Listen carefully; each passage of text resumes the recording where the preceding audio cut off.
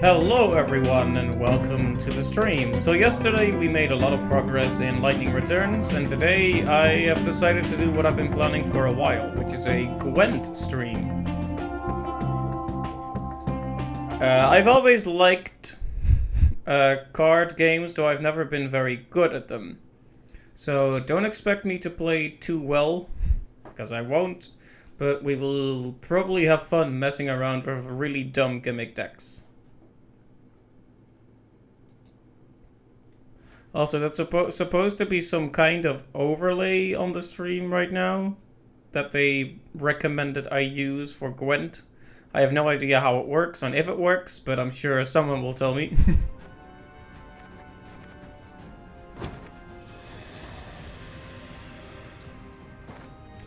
Right, so I have several hilariously named decks.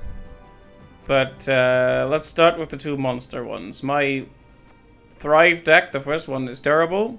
The second one is alright, so that's probably my most consistently successful deck.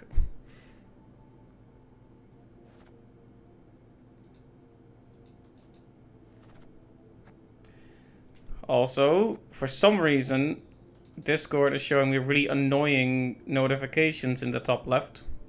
Thanks, Discord. If I see one more of those, Discord is gonna die. I'm just gonna close it. Alright, see you, Discord. You're out.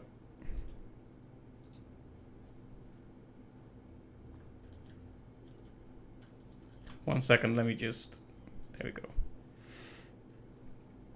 You have betrayed me for the last time, Discord.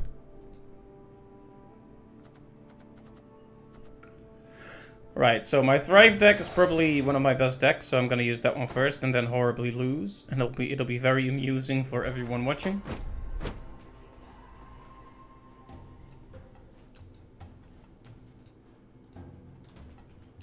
If the music stops for a bit, that means I quickly tabbed out. I don't really like it when games do this. I just keep playing.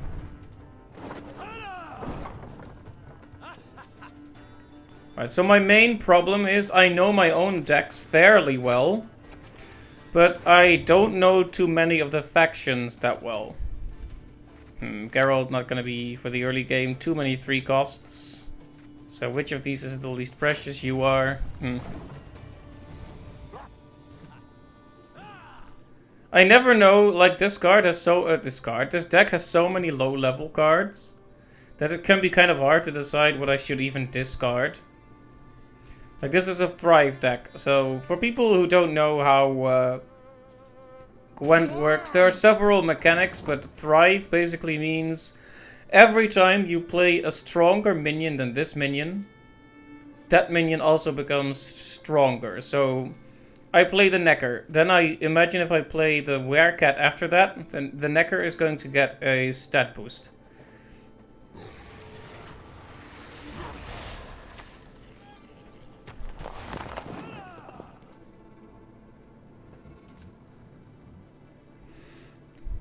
I'm a bit worried about him boosting this, though. It would be a shame to lose our little minions before they become big minions.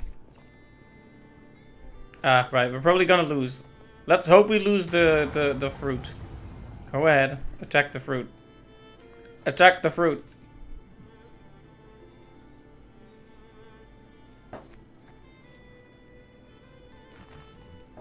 He's thinking about it. Let's see, is the RNG on his side?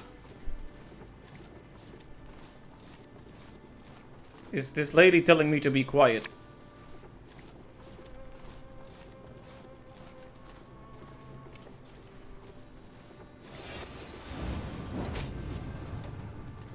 Alright. Should not have tossed Geralt, that's for sure.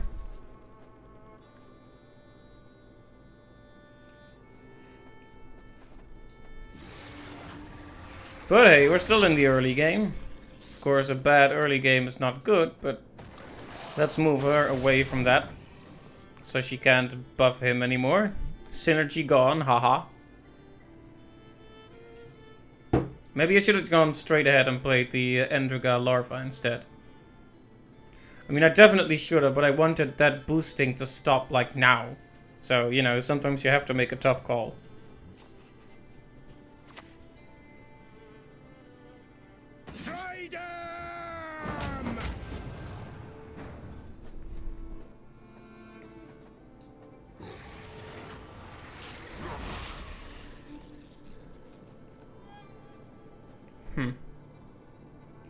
Now, I would like to play these first, but I need to get Anna Strenger out of here.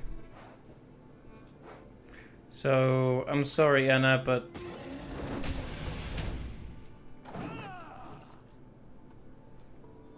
I hate it when it feels like I'm playing catch-up. It's like, oh, I gotta keep playing cards to counteract his cards, and in the meantime, his strength is way ahead of me. Not really my favorite position to be in, but... Again and again. This is an interesting deck, though. I would like to make something like this. It's like a boosting deck.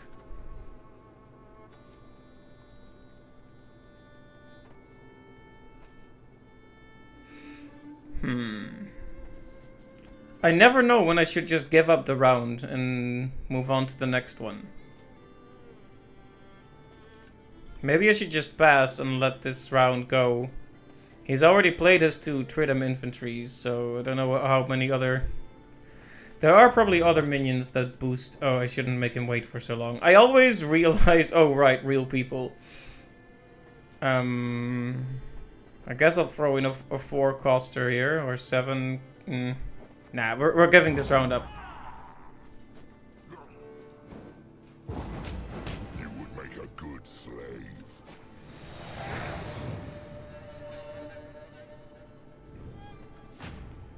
Of course, the problem is now he has a very full hand, which means he probably has all the synergies he could want. Maybe I should have stalled a bit more there.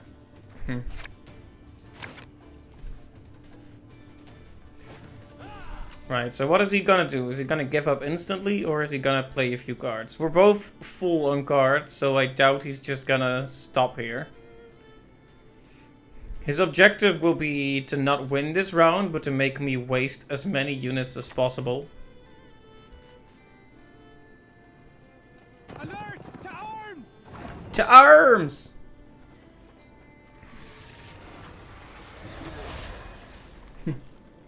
This is very much a repeat of the first round.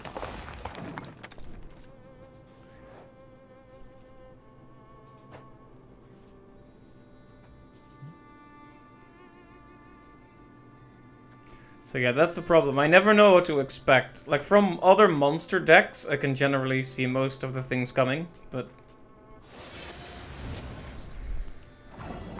Aye, aye, sir.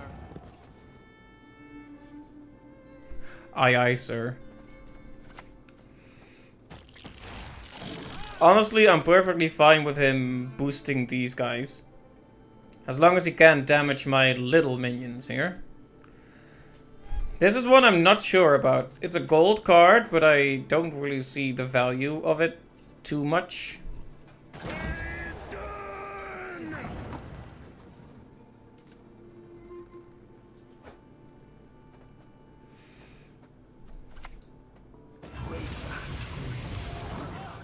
I mean, he looks cool at least. Only the penitent man will pass.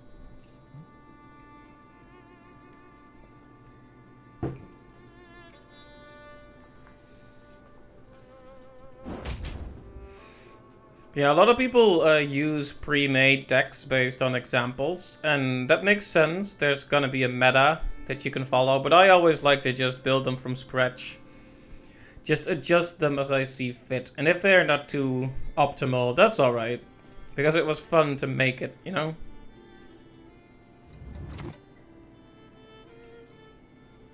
What do you want of me? He's not taking it easy this round, is he?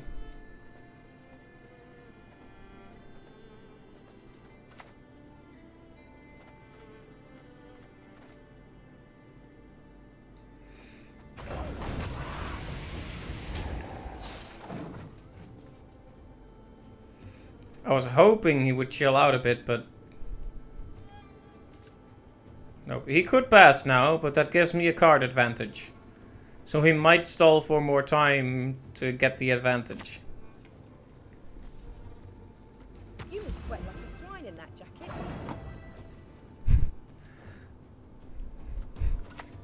You know, I really love seeing a Thrive deck build up like this. Like you play the new unit and whoosh, whoosh, whoosh, whoosh, whoosh, whoosh. It's so satisfying.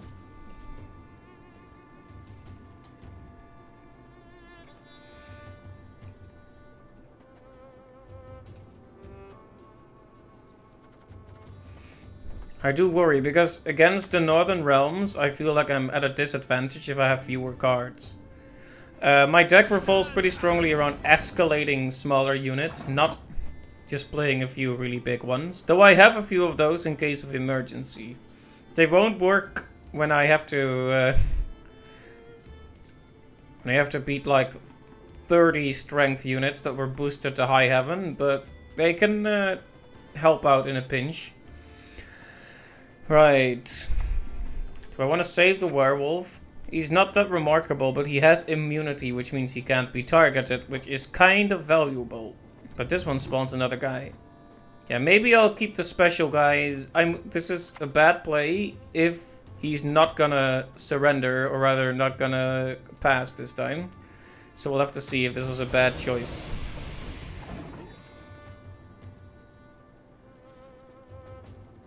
Like I don't have the luxury of passing anymore because he has one win and I don't. So for those who don't know, you win when you've won 2 rounds. So he's won 1 round, but the art of playing Gwent properly is knowing that you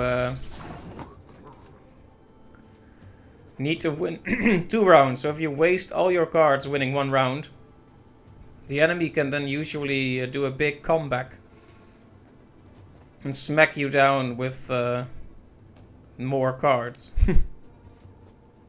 It was like this in The Witcher 3, though they made it a bit more complex. What should I do? Like, Wyvern would be a waste to play at this point, no synergy, so our only options are really the Katakan or the Ice Giant, right?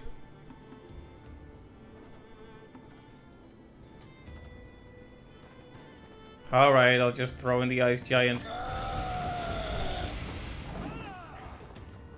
Kind of takes away the chance for the Katakan to thrive, but I want him to stop playing cards already. I think he's trying to create a situation in which I have no more cards. There we go, he passed. Which means I win this round and we both get 3 more cards.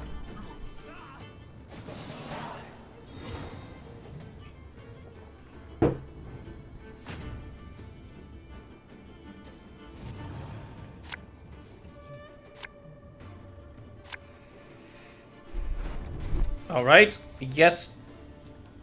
I'm glad I got a yes. That was a very dry way of saying yes. I meant yes. A 9 level, a 9 strength minion is gonna be really good because it'll buff all of these. 2 might be a bit too weak for the early game. Well, maybe I should have kept the bear there, but.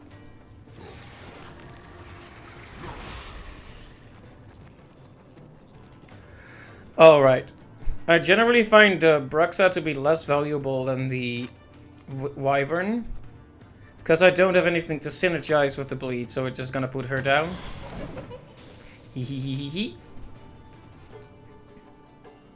Hope he plays a minion and sick our Wyvern on that.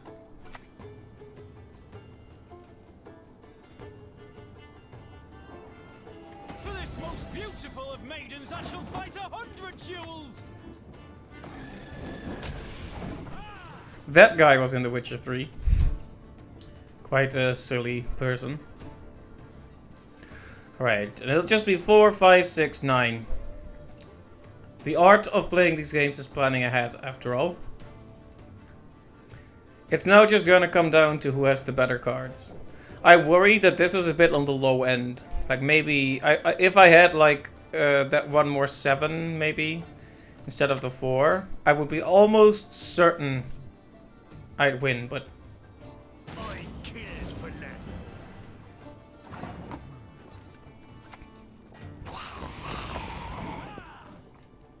Alright, so far so good.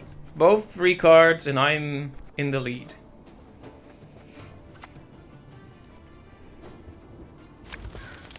Uh-oh.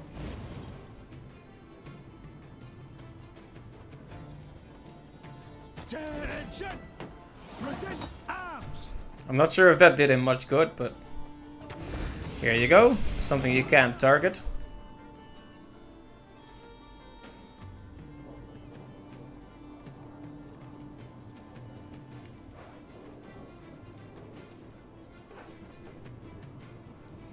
Yeah, I think I have this one in the bag. Like, he's really struggling. Oh, that's a good one. You know, the problem with that guy is You insist. he switches sides if you have he just goes to whichever row has the highest unit, so once I play Old Spear Tip, he's gonna go over there. That'll be our final turn, hilarious play. That'll make him cry. I hope. Oh, he's done. Okay, well.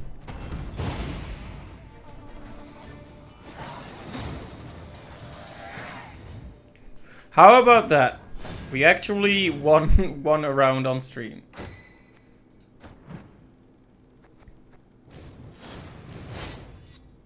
Gwent Day.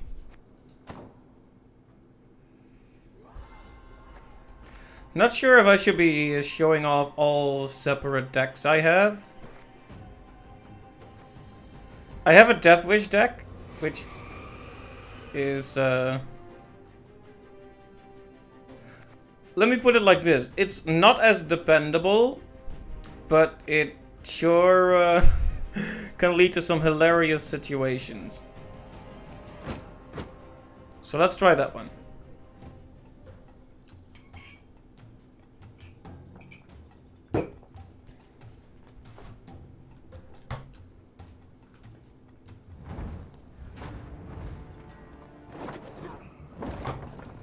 Any last words?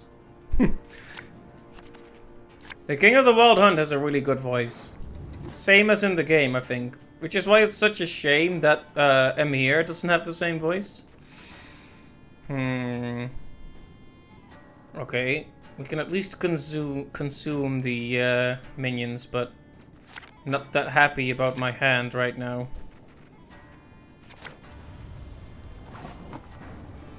Yikes. Did not get what I wanted at all. Bad. I shall never be alone again.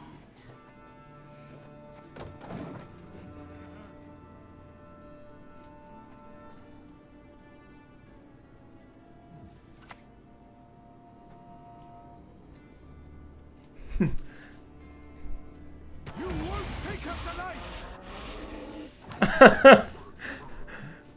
Be careful, he's got cows. Wow.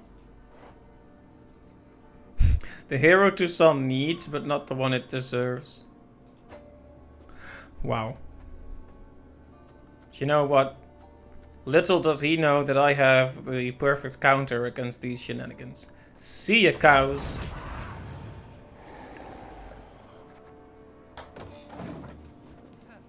I just made steak.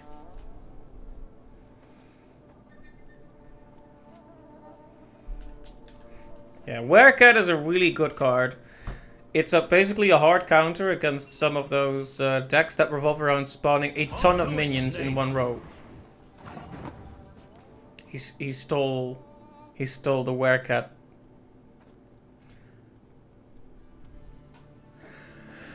I'm so disappointed.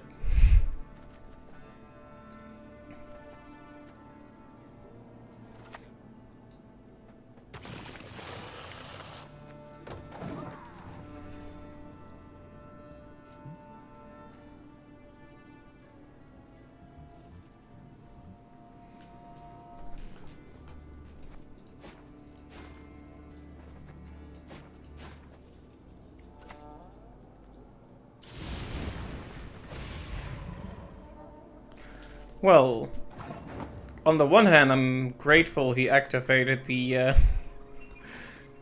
the Death Wish there. On the other hand, I would have liked to do that myself. That's probably the reason he did it, but... Alright, one weakness this deck has is they don't have that many creatures that can consume the cards to activate their Death Wish.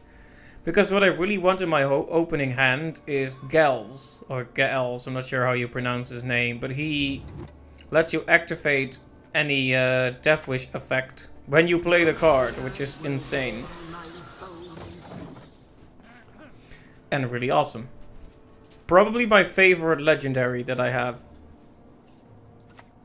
Just leads to so many shenanigans. We all love a bit of shenanigans every now and then.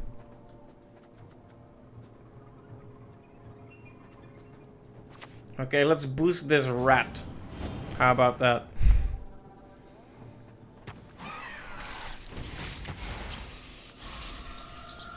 Now she's king of the rats.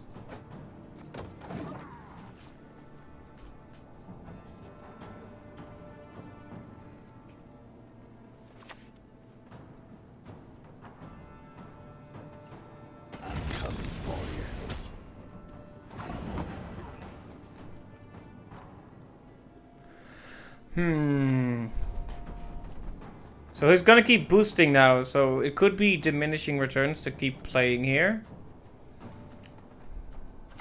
I'm gonna play this 6 card and see if I can bait him into playing something else.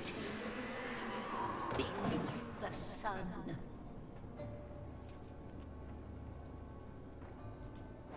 By the way, very terrifying monster design.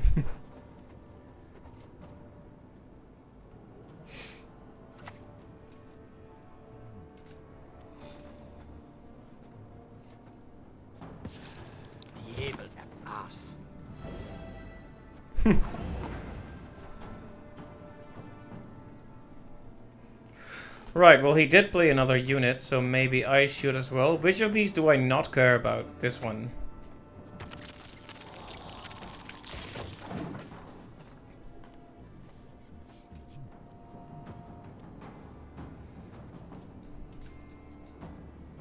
I am being a bit risky here. Probably should have just passed, but then he would get the boost and win. After me! Forward! March! Alright, alright. This round is his.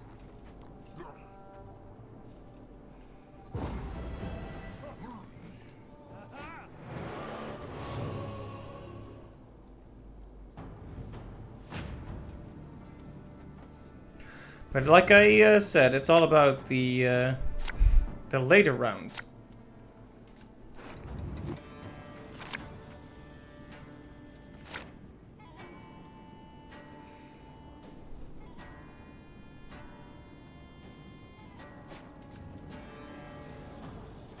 Alright, what's your game? Order will triumph. It must triumph. I hate it when they do that. So I'm afraid I might have to play Gels now just to ensure the win on this round. Naivety is a fool's blessing. Because look at how cool he is, painting and looking evil.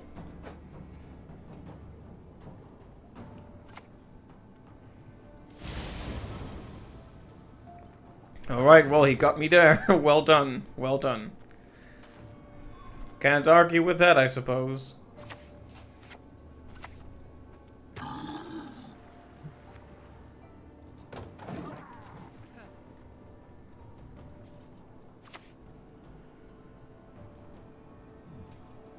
am no Nilfgaardian.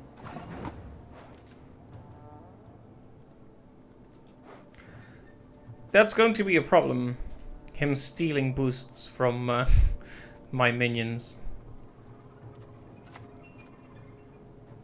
Kind of makes it pointless to boost anything, doesn't it?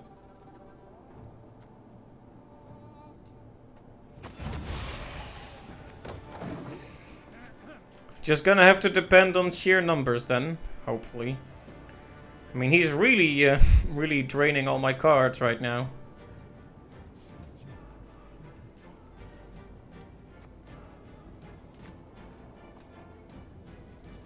I keep wanting to check something on the other screen, but I know the music stops if I do that. And the sound effects don't, which is strange. He's really just going for the kill, isn't he?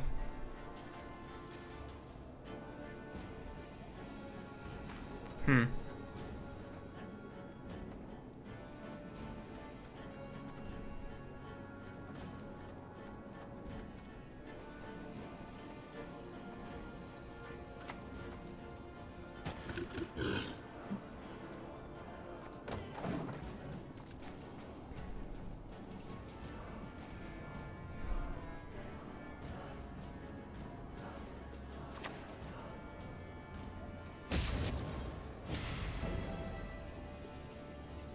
Hmm.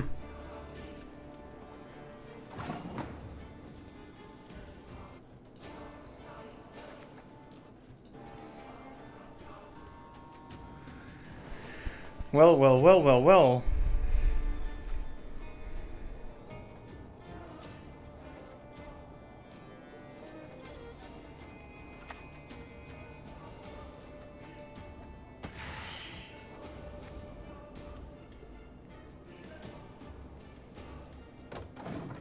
Is he gonna play his last card? That's the question.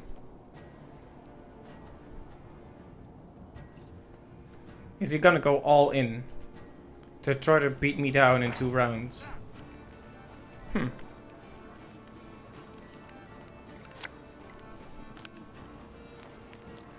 Oh, he definitely is going for it. I think I might lose this one. Please wait, Your Excellency. I'm falling behind. Oh, yeah, rip. There we go. Well done, well done.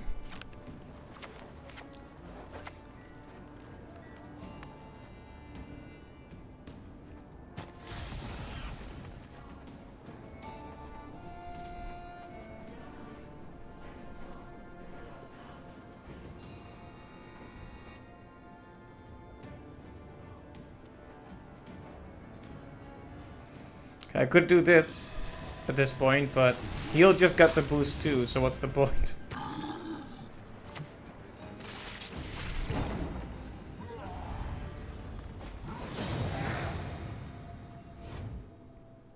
Yeah, so as you can see, the Death Wish deck is a bit more dependent on getting the right cards, while the Thrive deck almost always puts up a respectable fight, but can sometimes be... It can easily be overwhelmed, basically.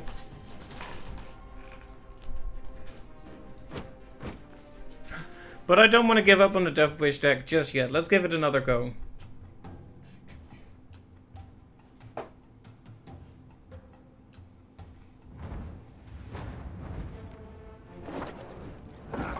Oh no, it's Geralt.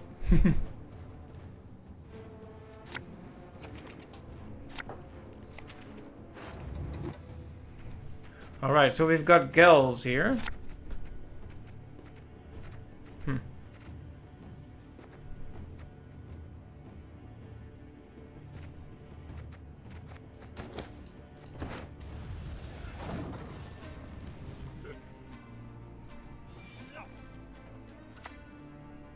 Oh, hey! Is this a mirror match? Naivety is a fool's blessing.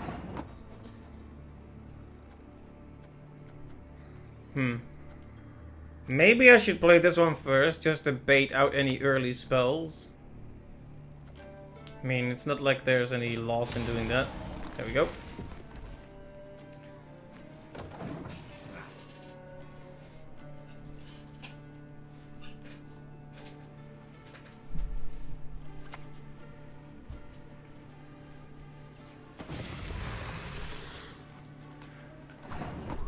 Maybe I should save up my gals for next round then.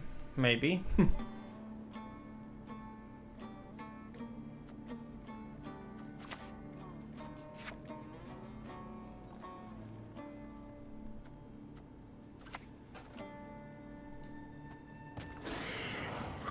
Oh, whoops. Why did I not redraw that? terrible, fatal mistake.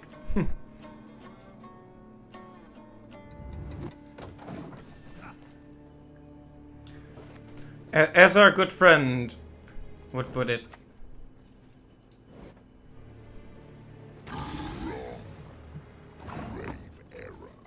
Grave error.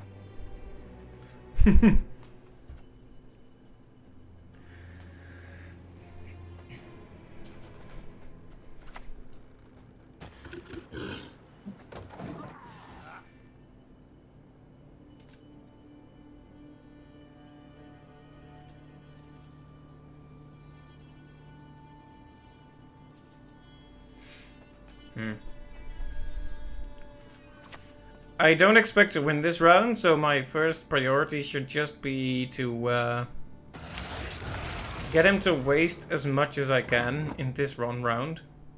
Because he seems pretty invested in knocking me down here, which is good. Who needs a Death Wish? I have 2 of my Foglets right here. What an absolute waste of a card. Worst mistake I've ever made in my life.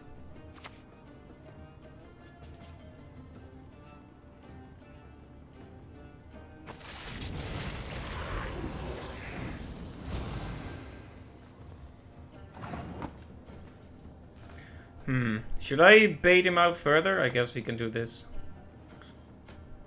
It will have been a waste if he doesn't play another card, though. I'm trying to make him fall for a little joke here. So he's supposed... He saw through it. Darn. Waste.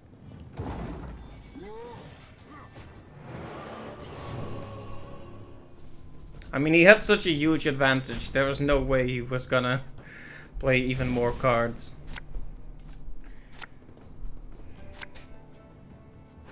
I really like Goliath, but he's kind of a liability. Wow, I hate the feeling when you draw a card, you redraw a card, and you draw the same one again. It's the game having a laugh there. Well then, what are you going to do for this round? You should play at least one card. Oh boy, he sure played a card.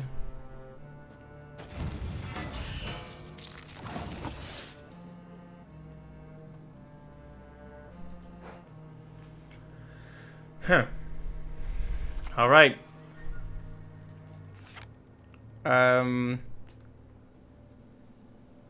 Right. I guess it's oh whoops. I make that mistake a lot. It's a good thing the game warns me. Now time for him to wreck Gels, which I hope he doesn't, but I'm pretty sure he will.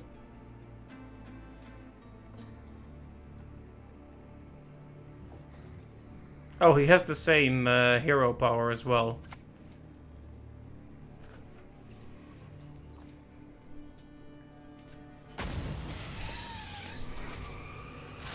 Uh-oh.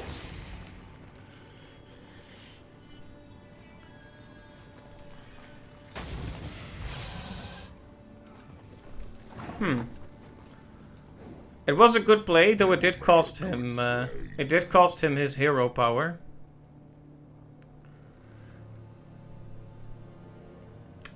That's going to make things a little bit more complicated. See, my play is to put Gels down, put down the Imperial Manticore, and that if this was the only minion, that would have died instantly. Then, to Death Shadow on the Imperial Manticore to kill the other minion. But now I can only use it once, and that won't really benefit me much. So, I might regret that. Goliath is a bad play when you're already at a disadvantage. Because if he summons the highest unit from the deck, and it's a big powerful minion he summons for the enemy, well, you're toast, basically. Let's see. That's a 4 boost, that's 3 drones, so you're better to activate with the Marilorn. So I'll put this one down first, I guess, since it's useless anyway. You know, it's kind of a shame. The only Thrive legendary, which I really want, only works with Bug with Insectoid synergy. So I could put it in my Thrive deck, but there would hardly even be a point. Alright. Well, I wanted to activate this one with the Maralorn, but I might as well just do it here now. Since that'll win me the round for a 3-cost minion, which is good.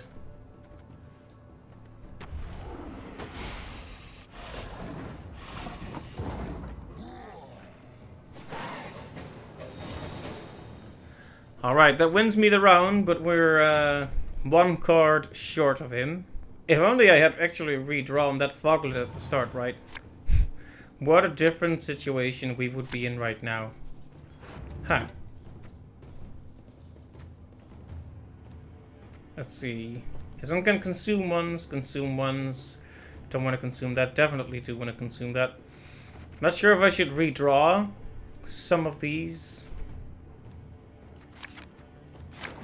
Okay. That was the worst thing I've ever done in my whole life.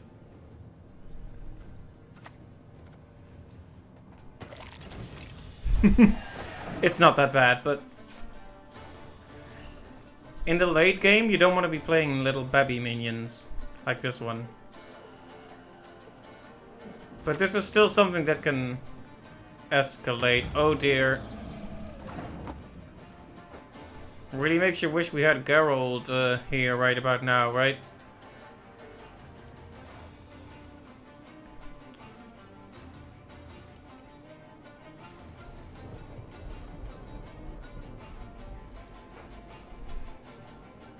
Now, you know what I want?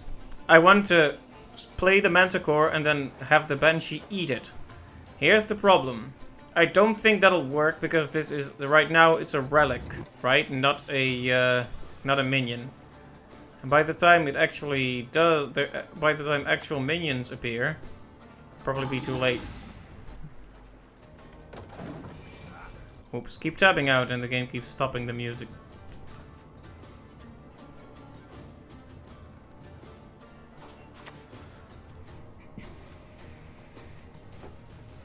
Alright, Ruin is, has ruined many matches for me. Let's put it that way. Because he keeps coming back. And has a really terrifying picture. Yeah, he just comes back. Always. Just keeps coming back. Endlessly. It's pretty annoying, to be honest.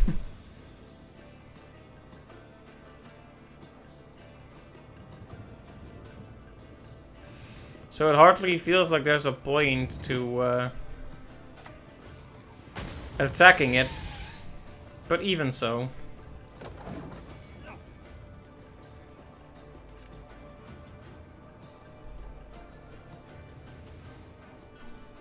I hope if he keeps trying to play other stuff, okay.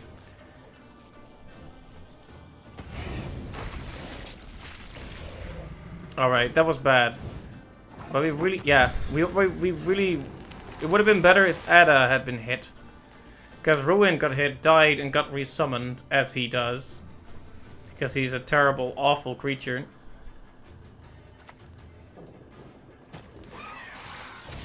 Nom nom nom.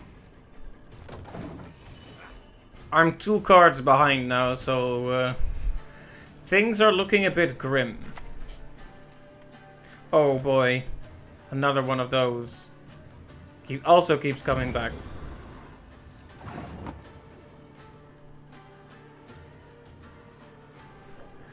That's the main problem I have right now, is all these enemies that revolve entirely around constantly coming back. Hey Magellian, welcome to the stream. It's good to see you. Yeah, it was set to happen at some point, so now everyone can witness me be terrible at this game. Okay. Also, the background music is really weird right now. It's like scary, growly noises for some reason. Okay, Noonwraith. Beneath the sun.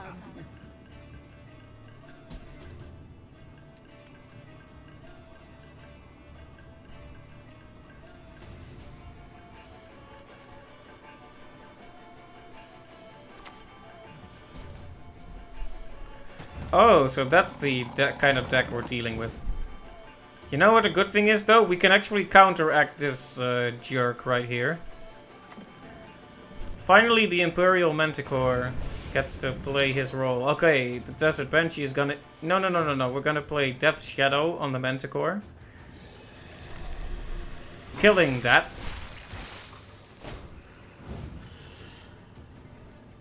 And putting it back. Now, if I eat it now... Unfortunately, Ruhin is going to die and then be resummoned. Because he's a jerk. But I don't really see what else I can do. Should I eat it now? No, wait until he plays something else. Look at how beautiful it is, though.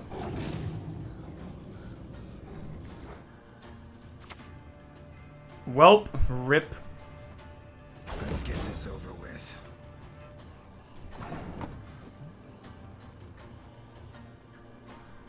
Alright, he has 2 more cards. I have just the 1. So, basically, he's going to win. All he needs is for his Frightener to wake up and his 2 cards to have like 6 damage total. So basically, I've lost. Let's get this over with. Rip.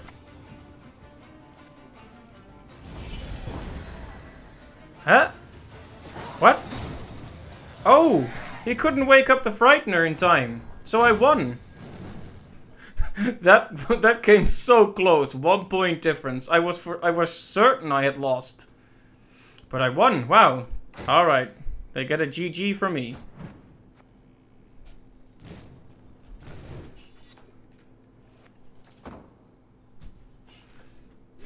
Yes, it's big brain Aryan time.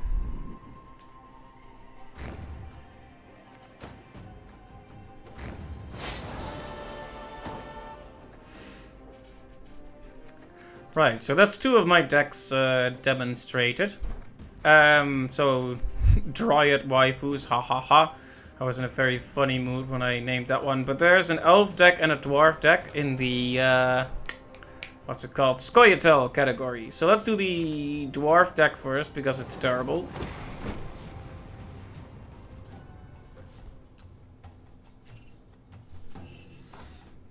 Now, this is a faction I'm not as good with. I'm way better with the monsters than I am with the Scoia'tael, but...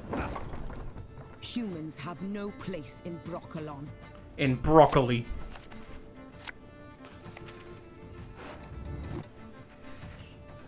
Right, so as the name implies, this deck revolves around a synergy between dwarves.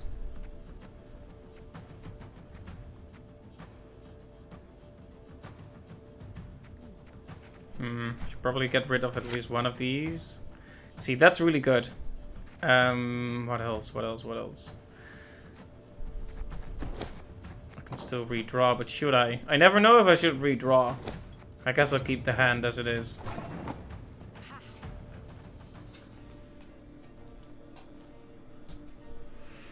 Right, so we start by boosting a dwarf, and the fun thing is, this guy synergizes with being boosted. So if he gets boosted once, he's gonna keep boosting as himself. Dwarf and agitator. Our brothers in the valleys need us.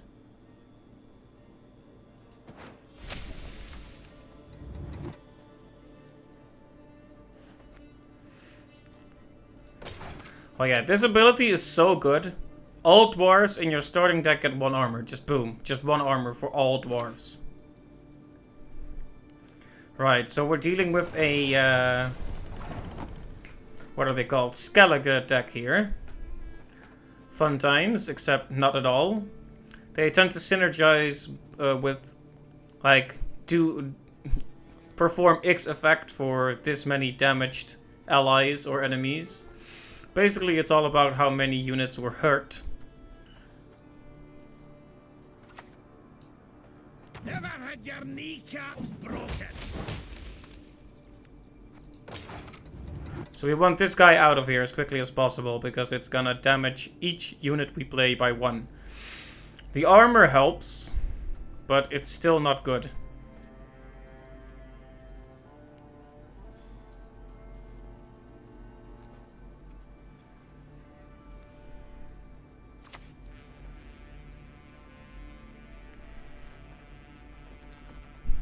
I could do this all day. Yeah, right, so if his health falls to 6 or below, he'll start gaining more armor. That's basically Skellige's thing. Synergy with damage. I might have to build a deck around that, because it is a cool effect. But it's all about the high risk, high reward there, you know? Because damaging your own units can be a problem.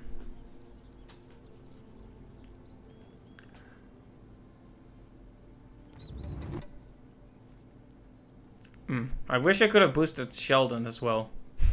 Sheldon. What a name.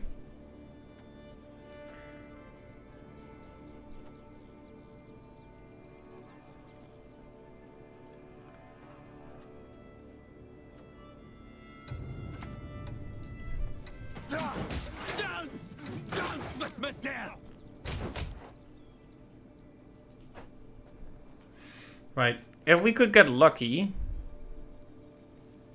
Ow. That hurts.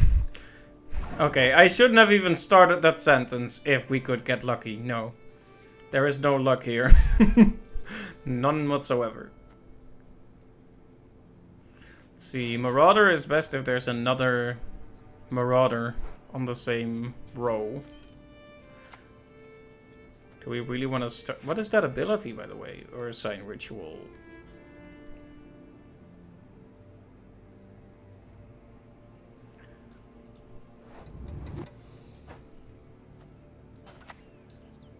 We're the best regiment in the whole plowing north.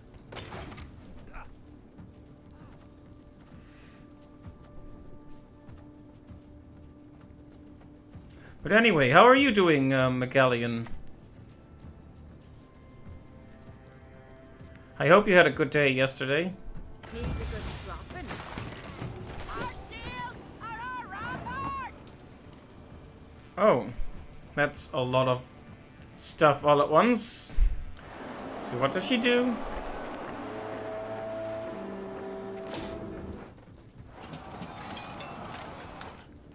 Right, so Sarah summons the Shield Maiden, and the Shield Maiden summons all the Shield Maidens.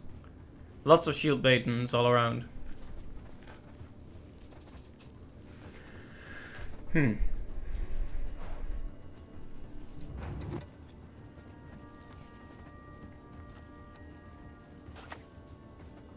if anyone's got any hooch left.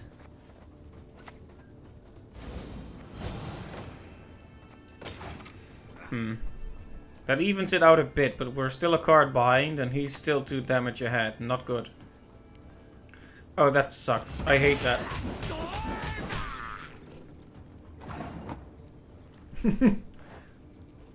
Look at this guy. Look at him. That's exactly the kind of card that is.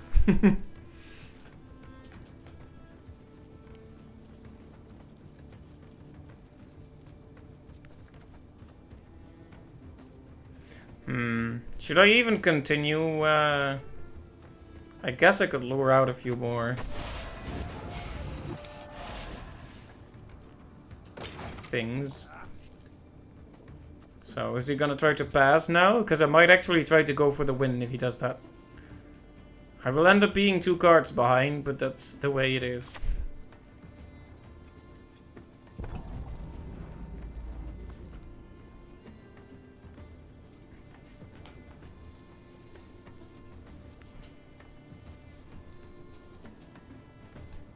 Come on. Opponent is deciding. Oh, hey. A very angry looking man.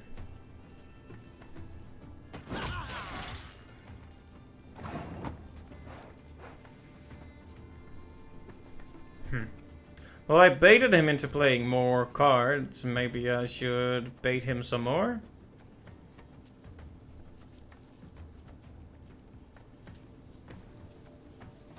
all of these guards benefit from having another card of their kind.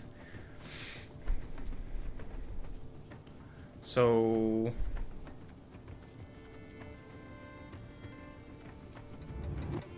I guess we'll just pass. It's unfortunate, but that's the way it is.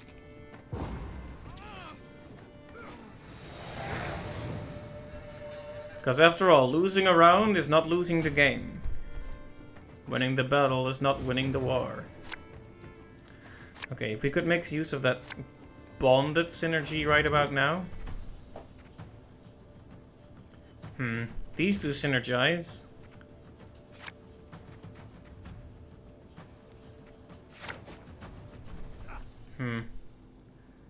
I didn't really get the synergy I wanted there. Really unfortunate. So the big question becomes, should I try to hold on to those minions? You're good. Real good. And see if I can make use of them in the last round, or not be stingy and just play whatever I can to survive this one. We'll pay men back for their persecution. I could have boosted Sheldon for that damage, but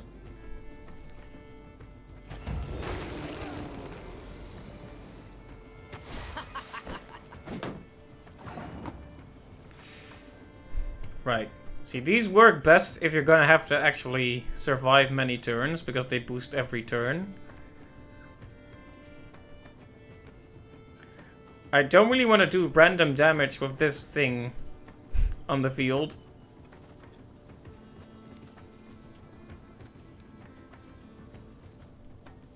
Okay, let's just play one of these guys and assume he won't immediately pass. He might though.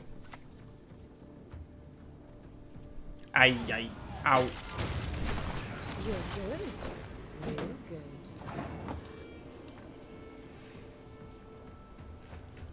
They just won't let me have my fun. Alright, here's another one. How about that?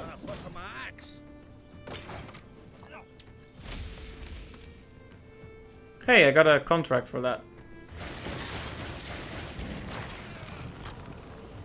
Pansy. Hey, Captain Domi, welcome to the stream. It's good to see you.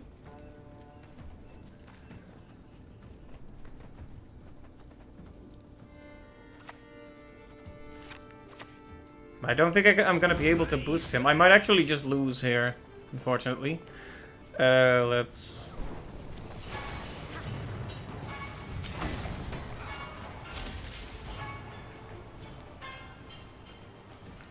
at least try to survive.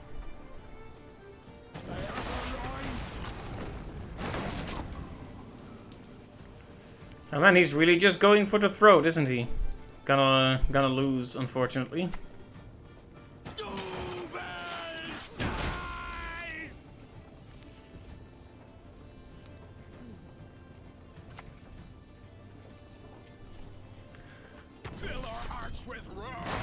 Yeah, I tend to lose to the this damaging synergy many Skellige decks have.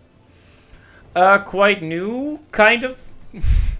I have played it for a while, but I'm not good at it, basically. But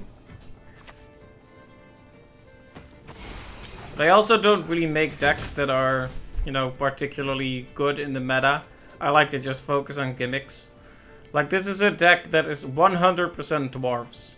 Like, only dwarves. You're good. Real good. I'm assuming you have a lot of experience with the game? Gods protect us.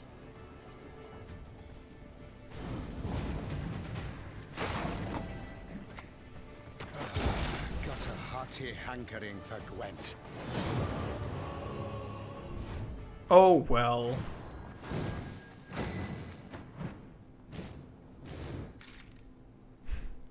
It's a dwarf and chariot? A dwarf, yes. Well, you know, close enough, right? It's dwarf-ish.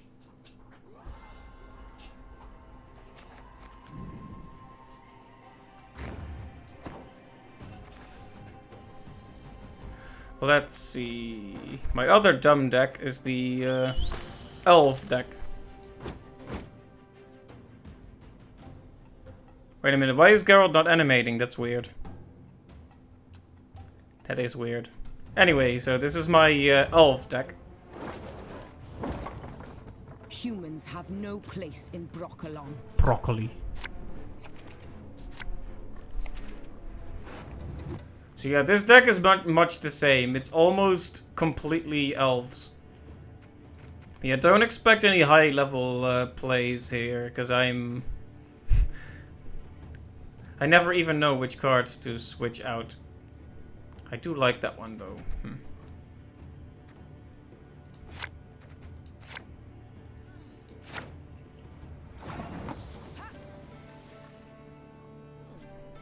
You played since February, so you're not a master, but you've learned many cards and heard basic combos and what to expect from enemies. Nice! I have been playing it for, I think, a couple of weeks. So I'm probably not as far ahead as you are.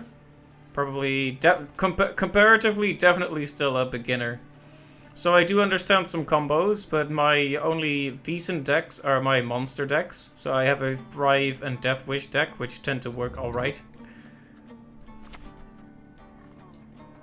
Every fortress has a weak point. Oh, I should have kept the War Dancer. Got distracted again.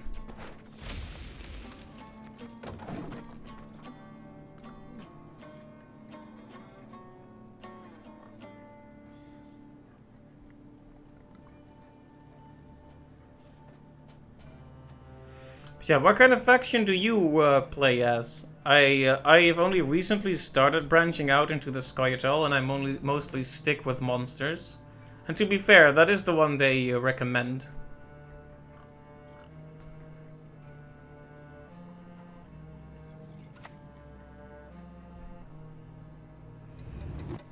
Interesting. Scoia'tael and Syndicate. That's interesting. I don't see that many Syndicate players. The combos can get pretty crazy with the coins they have, but it definitely seems like you need to really know what you're doing with that that faction. Like monster decks, like stuff like Thrive, that kind of plays itself almost, but the Syndicate definitely tough. This is elven land, Dwan, upon which your kind dies. Yeah, any particular mechanics you like to use with the Scoia'tael and Syndicate? Because now I just have an elf and a dwarf deck, basically. I'm not really using good synergies.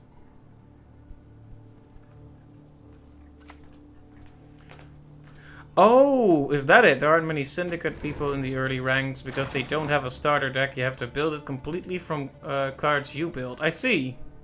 That makes a lot of sense. I didn't even notice that. You know, the first time I ran into a Syndicate player, I was like, wait, what is this faction? I have never seen this before. Because it's not part of the big four.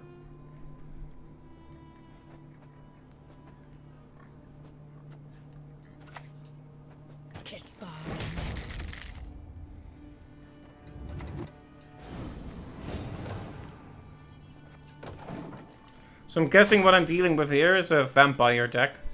I mean, just based on what I'm seeing so far.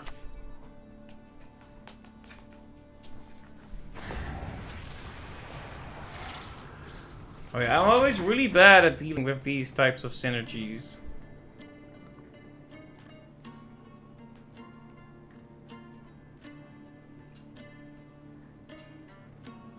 The big four. Oh right, good point. In The Witcher 3, there were initially 4, and then they added Skellige.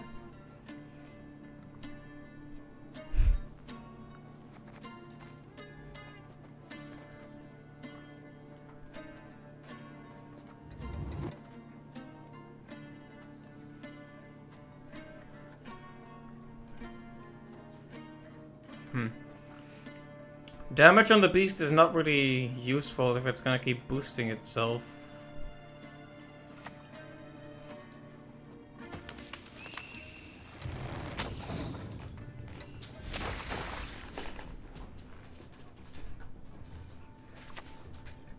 Oh, you are also playing the Witcher 3, the Blood and Wine expansion?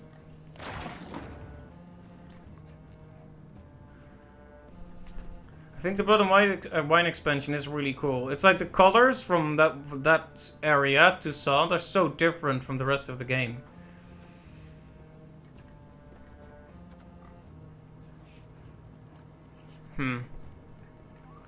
It's hard to know when you should continue on and when you should leave it, let it go. Because this guy is gonna keep boosting. Actually, no, he's gonna boost maybe one more time until he's 8 and then not anymore. So maybe I should.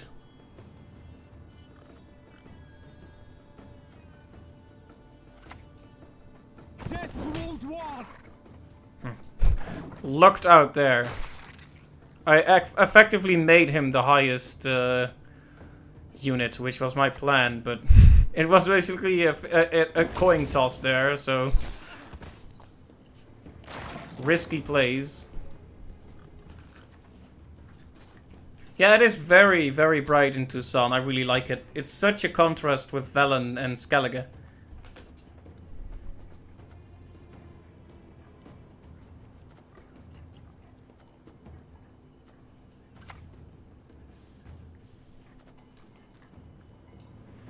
Kayam!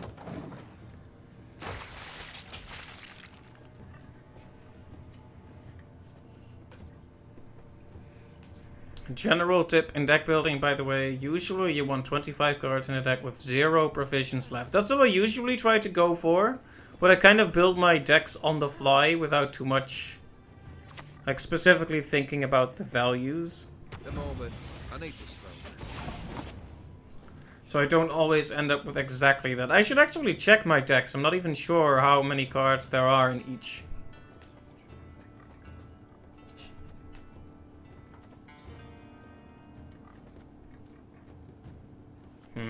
He's played all geared, so all geared is gone, which means I'm gonna pass now and let him win this round.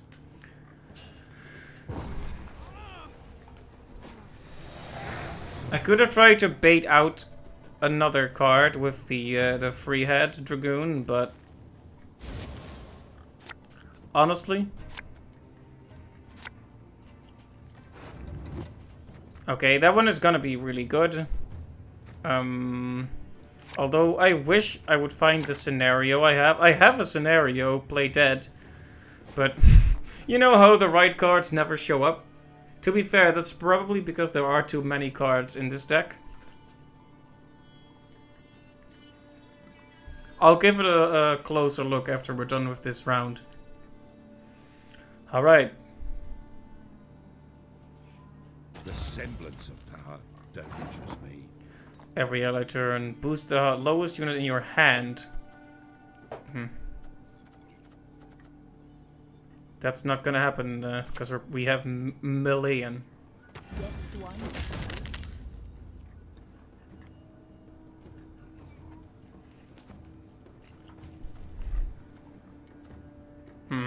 Kind of wanted to play this one first. Oh no, I have what I need to play Feign Death, but Feign Death itself never seems to show up in my hand when I need it. I have what I need to get the scenario to work, but I don't have the actual scenario. Unless I completely overlooked it, like a big old dum-dum, which does happen sometimes. Death to humans!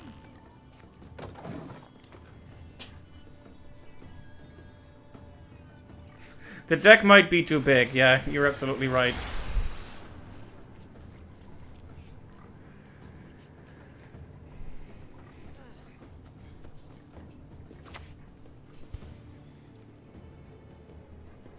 Living souls in your wake shall ne'er deign forget your seek. Yeah, this one I think I should probably kick out, because he has Harmony, and the deck only has Elves, so it's almost anti-synergy to have this guy in here. He's an Elf, but that's about it. Yeah, I've been thinking about which legendary to craft next. Might have to do one of those. I don't think I have Isengrim and Vernosiel yet.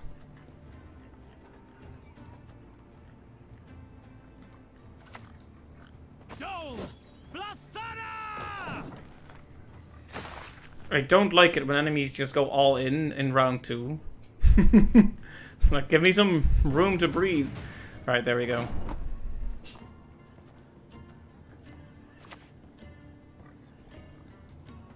You annoy me.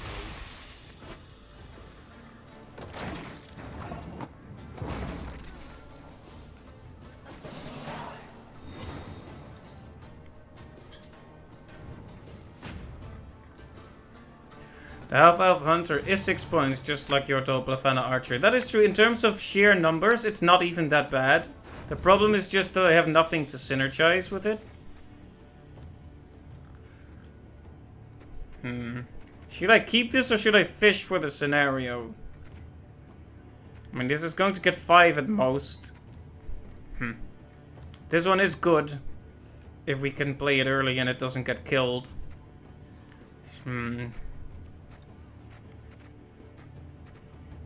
See, this is a big if.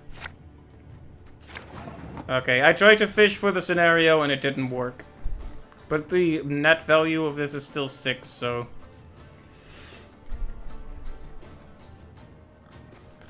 I guess we'll have to deal with it.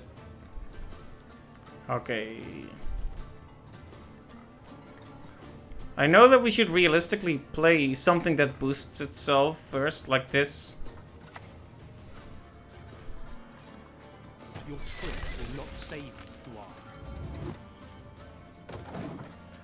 Like, I already know he's gonna use a spell on this. Or that.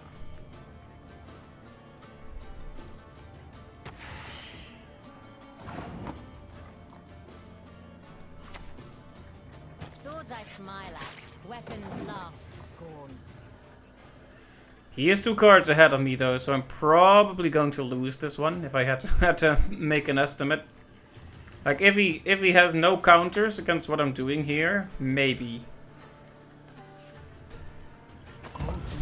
Oh yeah, I've gotten killed by Deadlove, that Deadlove combo. You know, the one where they play like a 1 health version of him? Create a 1 health version of him with one... I don't remember what that mage is called. And then they also play him, so they have several respawning Deadloves on the board. I hate that.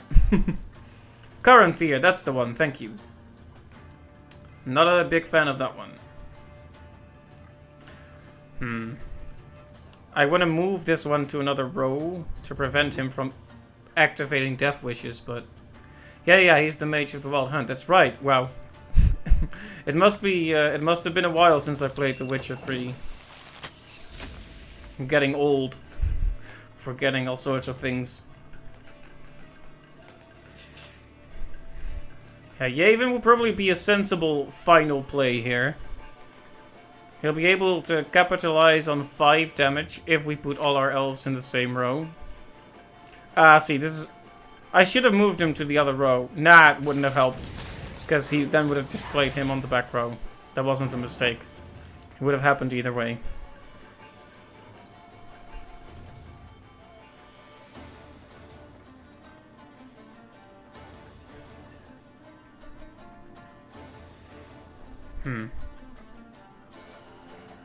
I guess I'll still move him though.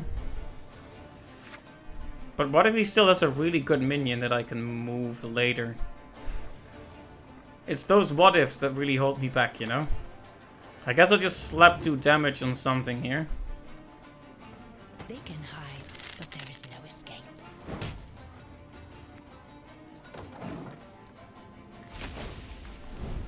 We should also remember we have 6 damage. Unfortunately, we don't have any more of those minions that activate their ability when they're switched between rows, which is a shame. So we should absolutely use that on our last turn. Maybe try to prevent any units from going over 9, so he doesn't use Geralt on it. Because that would be bad.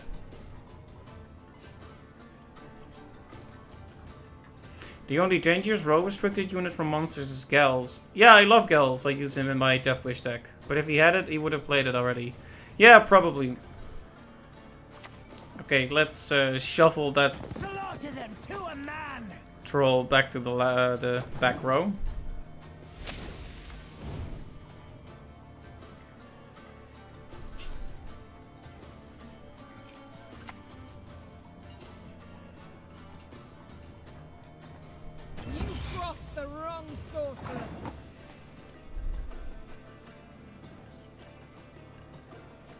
So all of these enemies have armor. So it would probably be best to... would it be best to triple Guerrilla one of their guys? Or one of mine?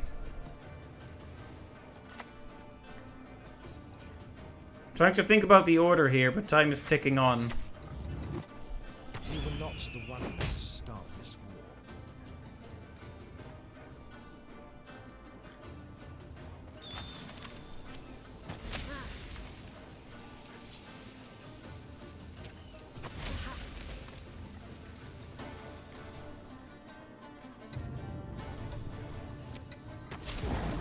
Why does he have armor? I think he played a minion earlier that gives armor to something in his hand. Not sure though.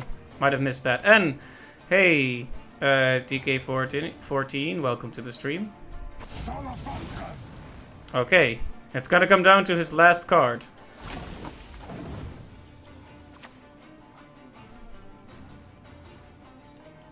Okay, did I just win?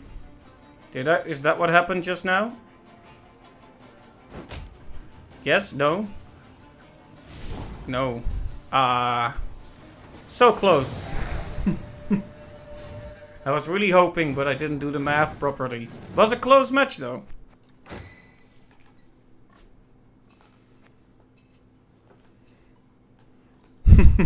Any person asks me, hey Tommy, Jennifer or Triss? Me, I'm Team Doppler, gonna get both. That is a good point. The benefits of a shapeshifter. Why choose?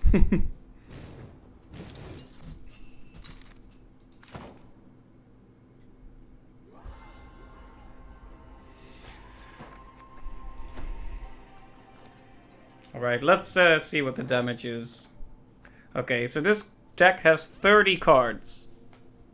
Which might be too many then, but it actually still has some provisions left.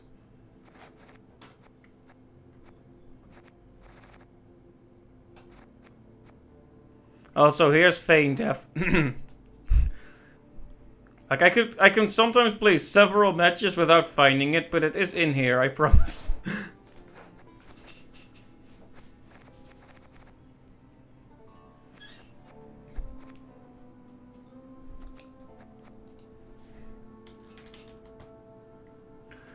Let's see.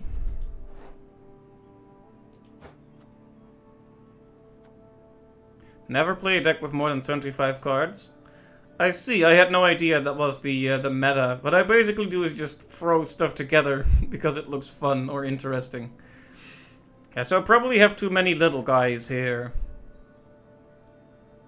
So I should throw out a few weak cards for big cards, like...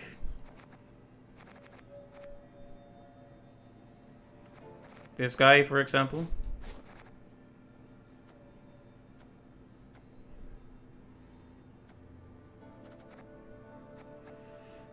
And I'm mostly gonna stick to the gimmick, but I will welcome any recommendations. I have enough card scraps to make one of these.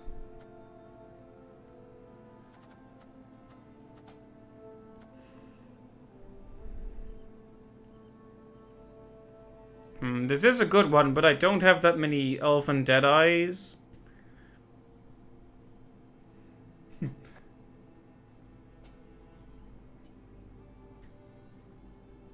You get the same maximum provision cost, so going over the minimum required cards in your deck just wastes provisions that you could otherwise spend on stronger cards. Good point, good point. And yeah, bringing the FF8 fashion mentality to the Gwent stream, yep.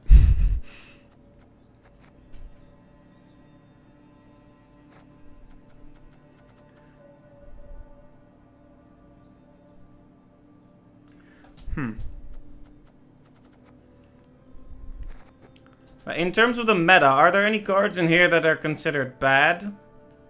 Because that's kind of the big question here. Because I know for a fact that I threw out the I've been thinking about throwing out the War Dancer, because she only works if the Saboteur is also here.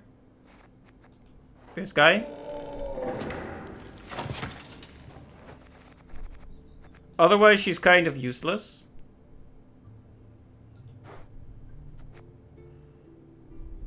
So I've been thinking about switching her out for something else, but I'm not sure what yet.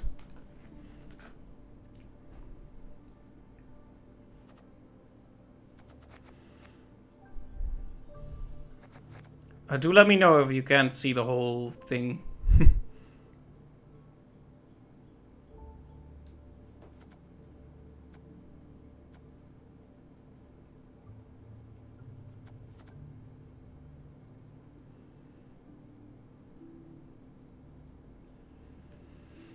Alright, I can't craft all of those. Isengrim, Elios, and Vernociel. I can't do all of that in one go, I'm afraid.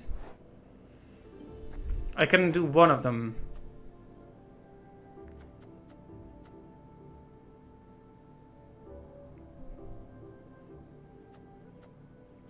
Replace the War Dancer with Ciaran. I could do that, yeah.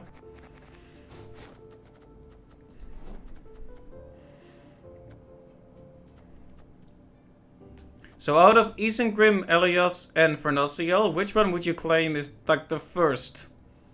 Was the Sancho one? Because I'm guessing they're all important in the meta, but which one is like the most important? Because as you can see, I can't exactly craft all of them for Vernociel. Right.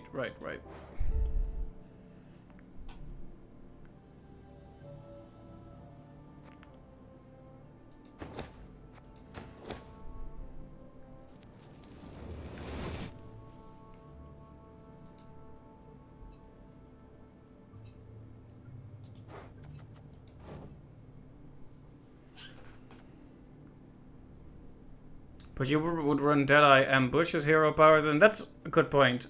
Right now, the only thing I use my hero power for is to synergize with, let's see, this one, the sentries, and what are they called?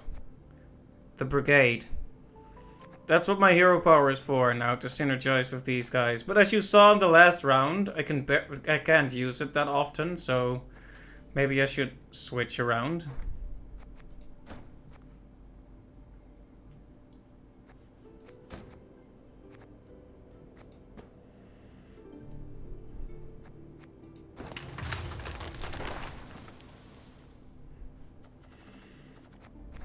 Alright, we still have too many cards here.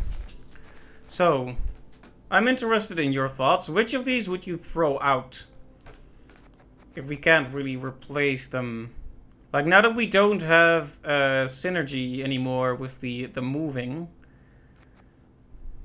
the value of the Freehead Brigade is less, and the value of the Sentry is less too. So these two have now decreased in value. So I could toss them out. And guarantee I have my better cards in hand.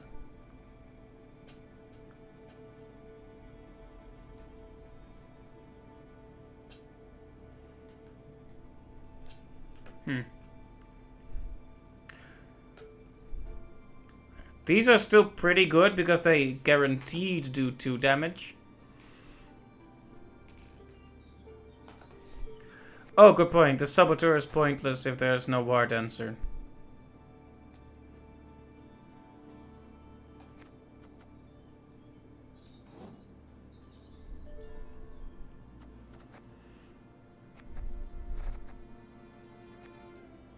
Alright, so we're getting closer to having this deck the way we want it. Yeah, Bavko is really good. You know, I threw him out for kind of a silly reason. Because he's human. I know, racism. When I make decks, I always debate whether I want to do an actual good deck or I want to do haha funny, the haha funny gimmick. Because the most good decks don't work on 100% one gimmick. They need to just have good cards too. Right, so if we want to get to our 25 minions, we need to throw out 2 more of those bronze guys. And I just decided that, well, the Dragoon moves them, and that's also kind of pointless now, so... That's no Dragoon.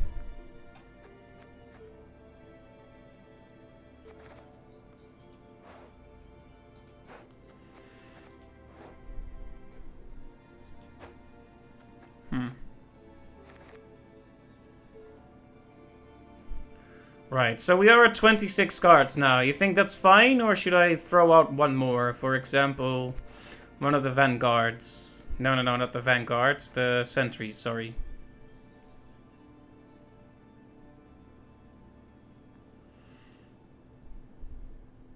I mean, their value is decreased quite a bit now that we don't have any way to move minions around. Like, I'd have to build an entire deck just around moving minions if I wanted to do that.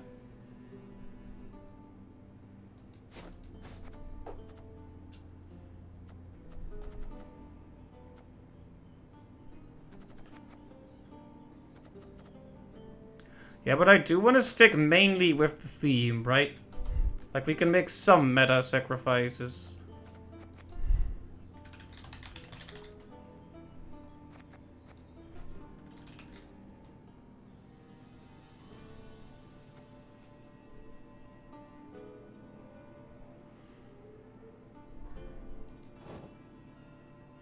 Call of the Forest, right?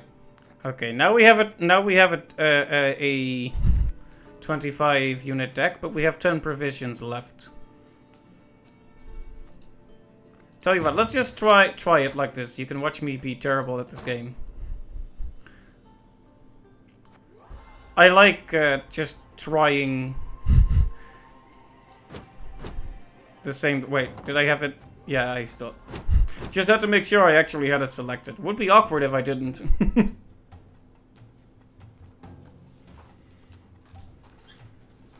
Alright, now don't be too annoyed when I am terrible at this game, because I am terrible at this game. It should be...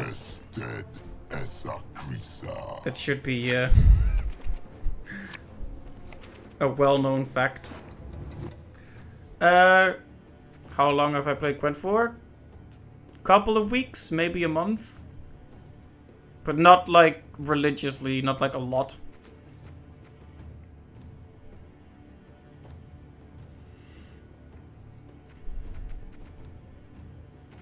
I should play this once I have actual dead eyes, I'm guessing.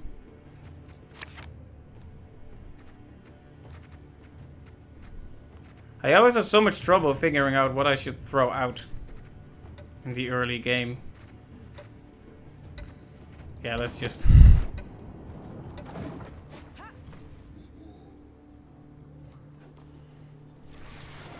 Yeah, remember, it's a chill stream. We're not here for high level strategies. Okay, I'm dealing with a Thrive deck, that much is clear.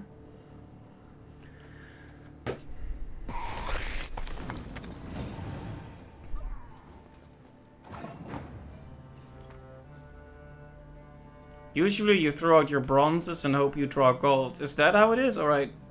I tried to think more about the effect than the quality of the card. But I guess there's an obvious correlation.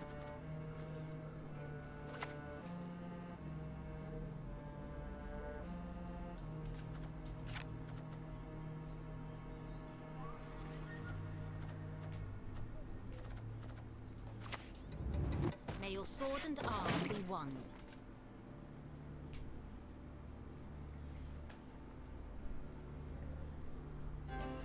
Right, with this kind of a deck, you want to hopefully prevent it from escalating too hard.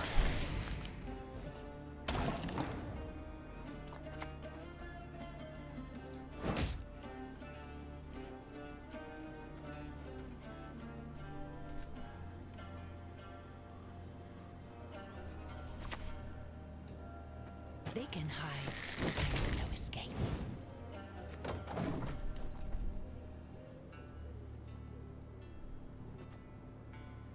Maybe I should have gone for the elite while the hound was still alone. I just really wanted to get rid of those neckers.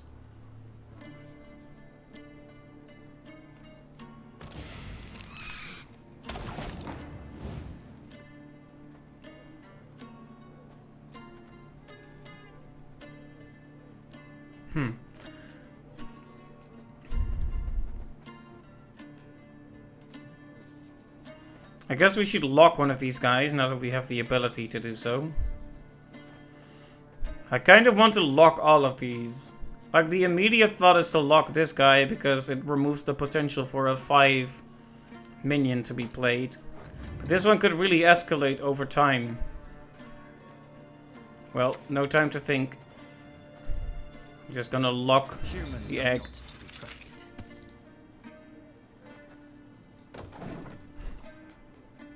Oh. Well. As soon as people start showing up, I start to make really dumb mistakes. I could have used the attack there. But we're gonna pretend it didn't happen. You didn't see anything, right? You'll cover for me? Rip. Well, that would have been the last time I could have used it anyway. If I lose by 1 damage, we'll all know how it happened, but we'll all pretend we don't know, alright?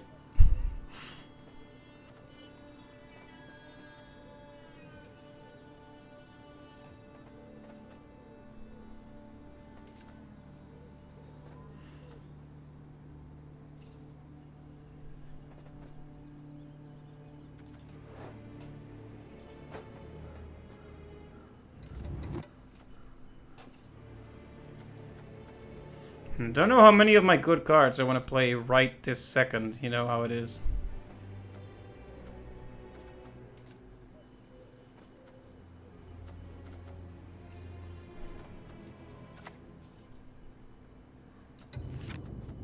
Okay.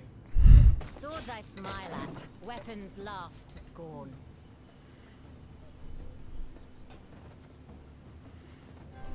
With a Thrive deck, I want him to mainly not have many cards. So he can't escalate too much in the later rounds, I think. That's just what I say on instinct, because that's what always happens to me when I play a Thrive deck. Speaking of, we should have a look at the Thrive deck I have in a minute. I would say that's one of my better decks.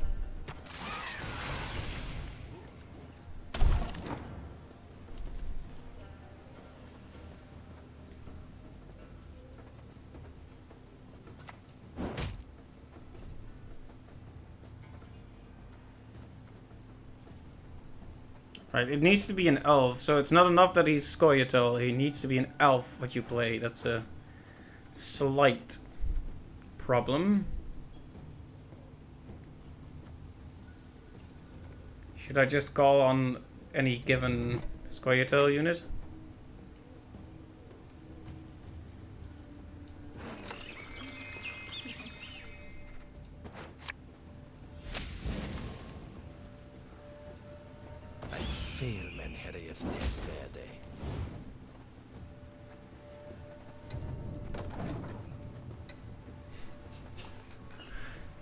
Hey Clive, welcome to the stream. You were dying of heat upstairs. Uh-oh.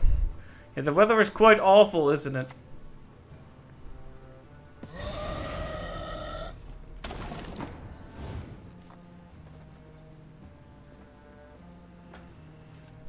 Like, if I wanted to make use of Vernassia, I need to spawn some Deadeyes, but I feel like I should have started that earlier if I was gonna do it. And I could call on that Wombo combo right now, but maybe I should pass and let him have this round, since I am a card ahead.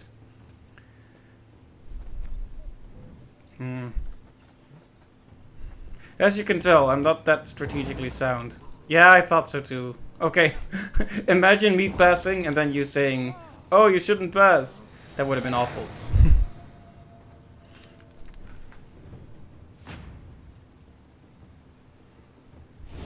But I don't really have any spells or hard counters to his shenanigans. Alright, so we want to fish for more gold cards.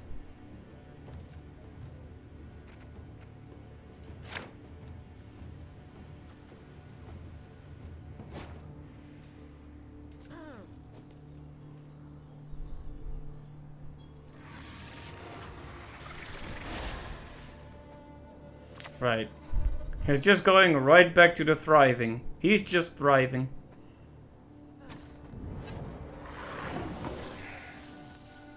Right. Since these depend on my hand, I should play them first. Okay, that's a bit much. Death to humans. Tisk tisk. By the way, one thing I've always found kind of weird is they're called freehead, right? That sounds a lot like the Dutch for freedom, which is vrijheid. They even say it like that too, so... Elves confirmed for Dutch? Could it be?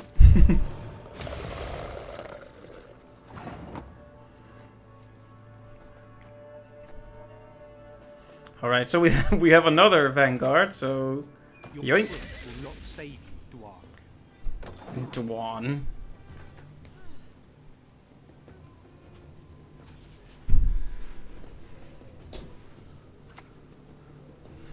I hate that card so much. It looks awful. Are you an elf all along? Yes. The secret has come out.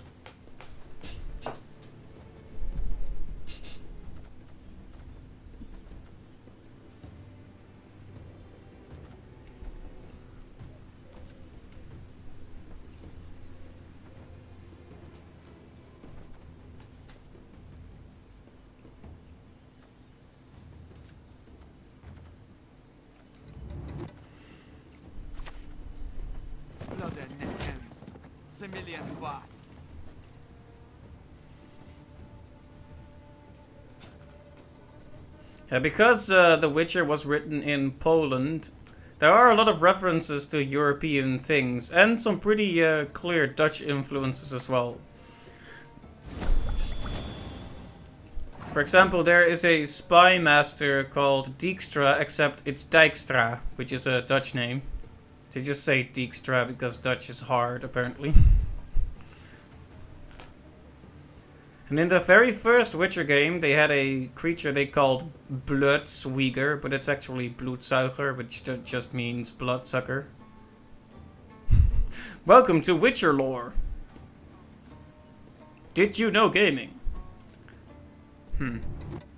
Teruviel is a waste to play right now. Also, isn't it terrible that I still haven't found my scenario?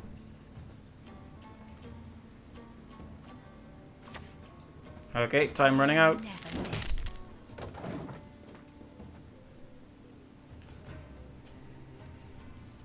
Yeah, I don't know how often I'll be streaming Gwent, because it is fun, but I also feel kind of pressured to do decently, and I never do. And just being honest here, I know what I'm good at and what I'm not good at. I like this game a lot, but I'm not that good at it. That is the truth of the matter. If I was gonna use Pavko, I probably should have played him earlier so I could use him more often. What with the cooldown. So I kind of don't want to play him, but at the same time that could be death if I don't. Let's just give someone vitality. This is a woman who is having an argument with a cat. This is some beautiful art, by the way. Some of the cards are so cool. I really like this one. Like just the butterflies flying around her and the waving stuff. Not your lucky day. Haha. Haha. You see that he was hoping for me to boost something up to 9. There's always this Schadenfreude when the enemy plays a card, but they can't make use of the synergy. It's like that is my laugh. You didn't hear it, but that is my laugh when when that happens. I don't really want to use any of these, but I guess Teruviel will have to be the one. I like the way you die, human. I have never seen a woman be so happy while stabbing a man in the face. By the way.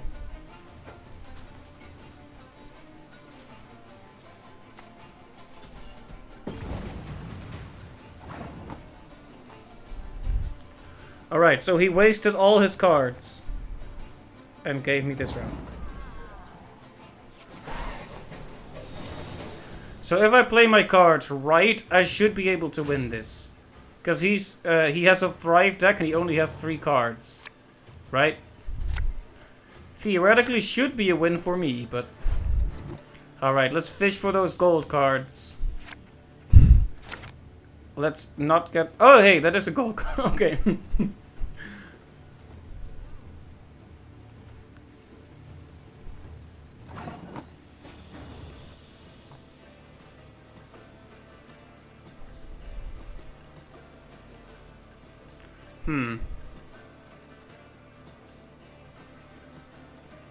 Do we go for Pavko or Venosiel's Commando first? I guess I think Pavko is more important in this round, so I'll let the Commando go out first and he'll just use whatever spells he has. If any. I saw that coming. Nice. It feels good when you see when you expect what the enemy is doing. Because now Pavko can come out safely and shoot enemies with his vegetables. Let's see. None of these synergize especially well, so it'll just have to be Pavko. Look at him. Never has a man with vegetables looked this threatening.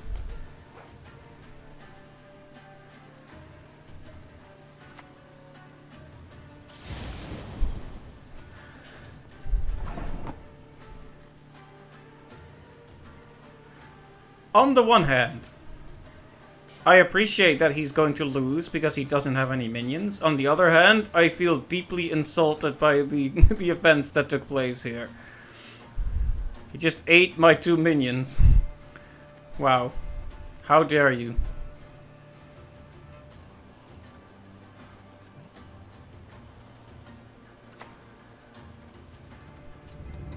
I guess we'll just have to attack the fruit then. Okay, what's your last card? Jane.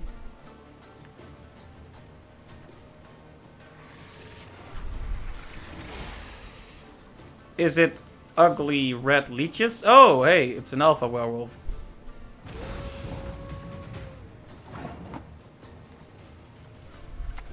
I mean, we could meme on Jane for a bit and do the whole Vernosiel combo, but Some things cannot be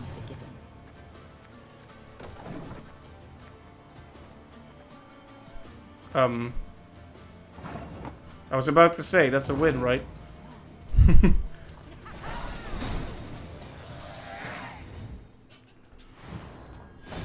I mean, I could have done the Vernosiel combo, but it's not like we can target the werewolf since it is immune. GG, Jane, that was a good match.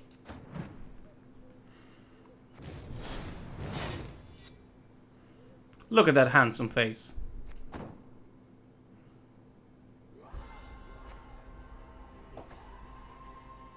Well, that deck is already doing better, so I think the feedback was pretty useful. Thank you, guys.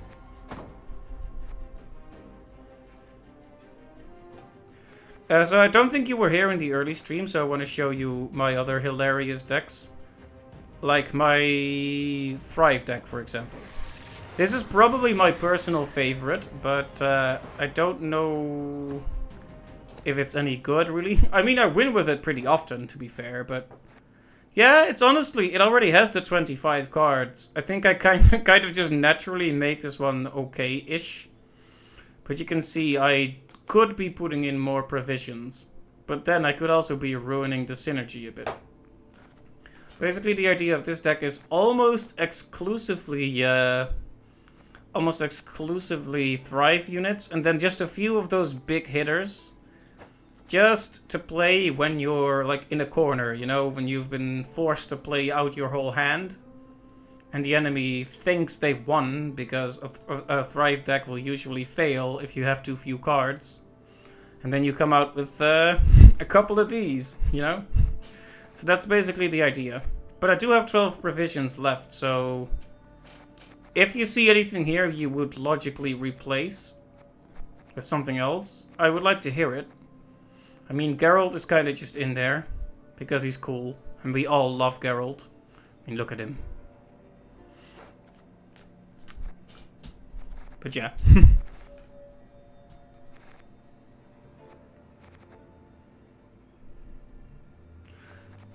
So yeah, I'm gonna play a match with this, but now that you've seen it, at least I don't know if I need to show it for very long. One thing I'm not sure about is the Penitent.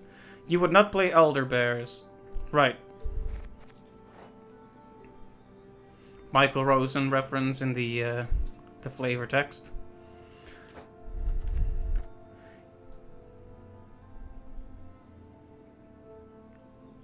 Yeah, I've been thinking about Abaya. She is a gold card, but she doesn't synergize well because there aren't many Death Wish units in this one. But what would I replace it with? That's the big question.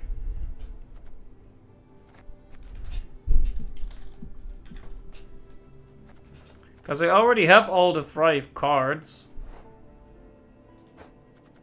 Except for the Kikimor Queen, and that one really only works when you have insectoids. And this deck is not really specifically about insectoids, as you can see. They are here, but not really the main theme.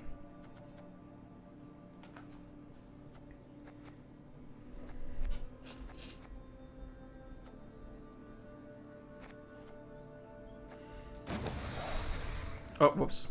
Didn't mean to cancel out of it there.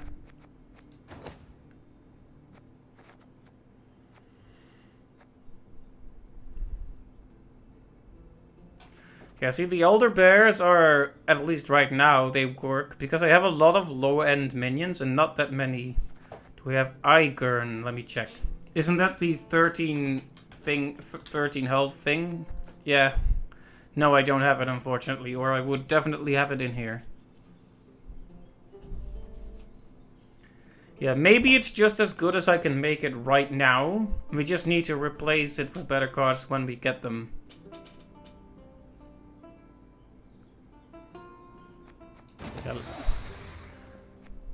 Yeah, let's keep it as it is. It is one of the best cards in Monsters, right? You know, I have a Death Wish deck with one of the meanest plays. And it works best against other monster decks, right? So, Goliath, right? You'd think it's a bad effect it has, where it summons the highest unit. But against a good monster deck, you play Gels, you play Goliath, it summons the big Igern, and then it kills it instantly because it doesn't have armor. At least I've seen that happen a few times. I don't know why exactly that happens, but it is hilarious. Sometimes I intentionally kill and resummon. You would knock out the 2 Elder Bears and do Goliath and Imlerith instead? Those are definitely very high end, but I'm definitely willing to give that a shot. It's fun to hear from other people who have more experience. Let's see, Elder Bear out, Imlerith in.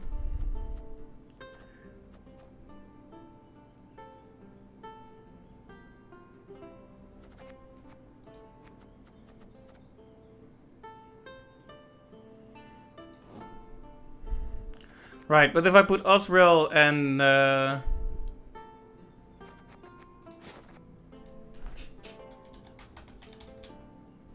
Right. Okay. Only 1 provision left. Looks clean, looks clean. Right, let's try it like this then.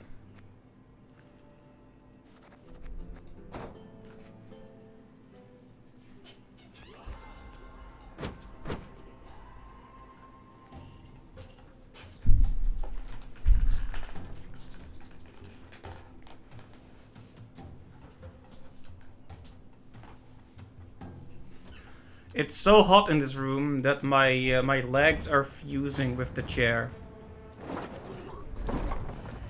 Rena, my Rena.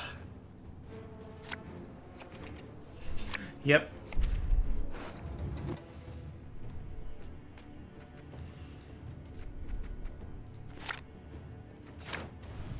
I try to have like a curve when I play a Thrive deck, like, you know, one value, 1 2 value, 1 3 value, like that. I don't know if that's actually the smartest way to do it, but it has worked for me sometimes. Sometimes.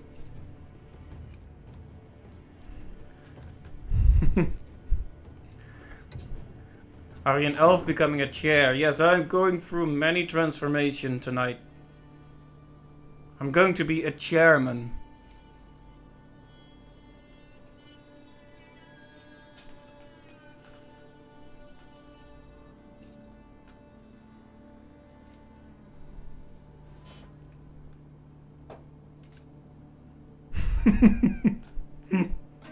I knew that was coming, but... This is a pretty neat skin. Oh! Hey guys, are you ready to be dead laugh to death? Because he's gonna do the dead laugh combo, that's for sure.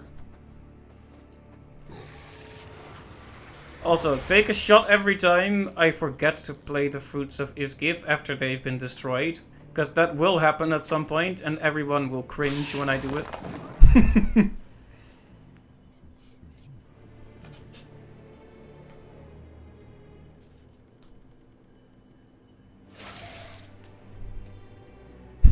Now, why would you do that? Now, why would you do bleed on the fruit? When you know I can resummon it. Like, wouldn't you bleed... Wait, is that random? It's not random. It's not random, so... Bleeding these two would have been way smarter, I feel like. Alright, so, you know what's funny? Drowners. You know why? Because they can move enemies to other rows and destroy their functions. Which I find to be especially amusing.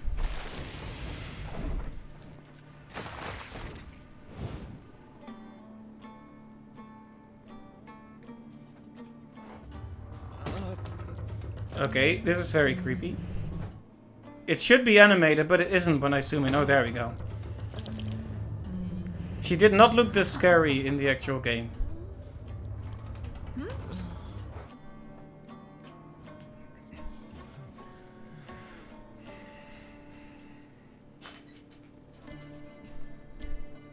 So I said it before, but my favorite voice line is the Wild Hunt King's line when you say bad move. It's like wrong, grave error.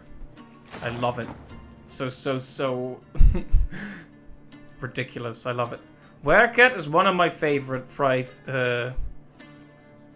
It's one of my favorite Thrive beasts. It's also one of my favorite Death Wish beasts. It's in both of my monster decks and I love it. And I mean, how can you not love this face?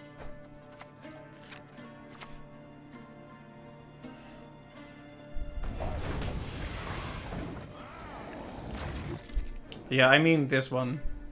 Wrong. Grave error. Grave error.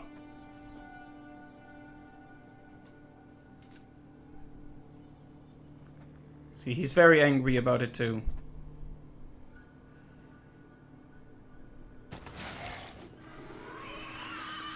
So I was thinking I recognized this picture, and actually, this was me this afternoon after a few hours outside in the sun. I didn't know they had a picture of me in this game. That they took this afternoon. All of that bleed, and we're just gonna thrive it out.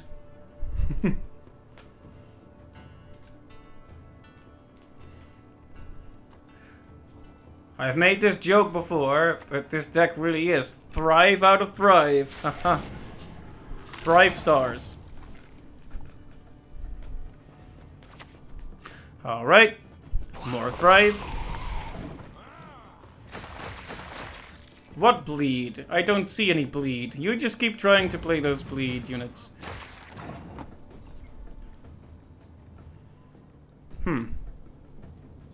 It's tempting to play one of the big boys. That only deserves one, though. Alright, fair enough. Alright. Gwent Masters, I call upon your aid. The bleeds are gonna be a problem. I will probably need to play at least 2 cards to win this. Because it'll be 6 and 10, but then we'll lose 2. I should just...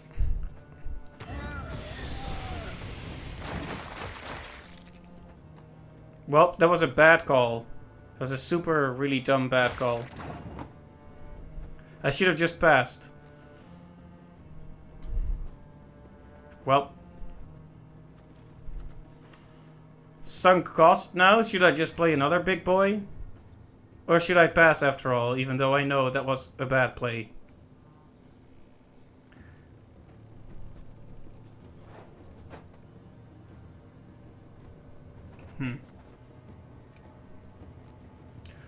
I can guarantee my victory if I play another big boy, but that puts me 2 cards behind him.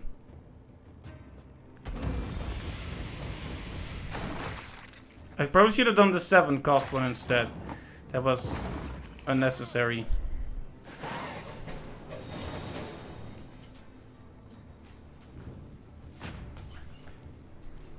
Yeah, I know. That was a bad call. I panicked. But Osrol is here, and he will eat.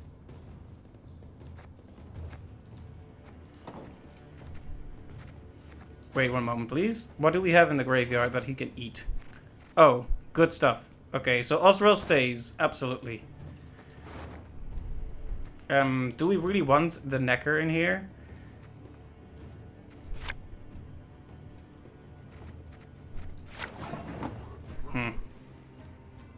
I hate it when I shift out a bronze card. Switch out a bronze card in favor of a worse one. Should have just kept the giant. Ah well. I could just give it up and make him play a card, so to put us in a somewhat equal position. Or I could try to draw out more cards from him now.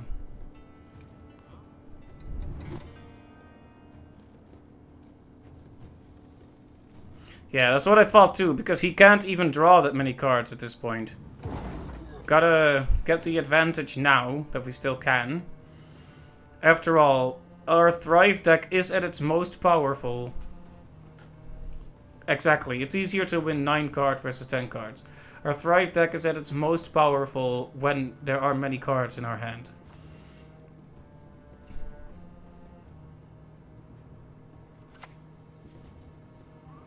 Nice. No longer has that to bleed us continuously. Although if he did use it, we'd just sick the Drowner on it and laugh really hard.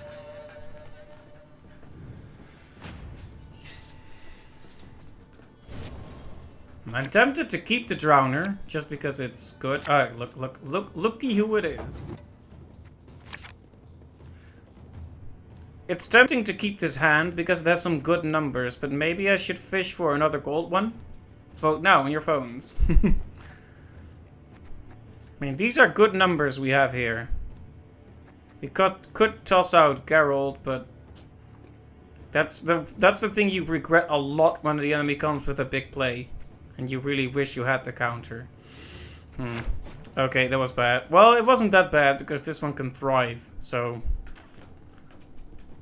A bronze card for a bronze card. Not that big of a loss. Let's not make it worse than it really is.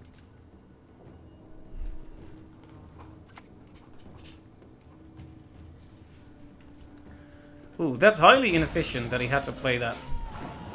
This is why I generally like moving last in the final round.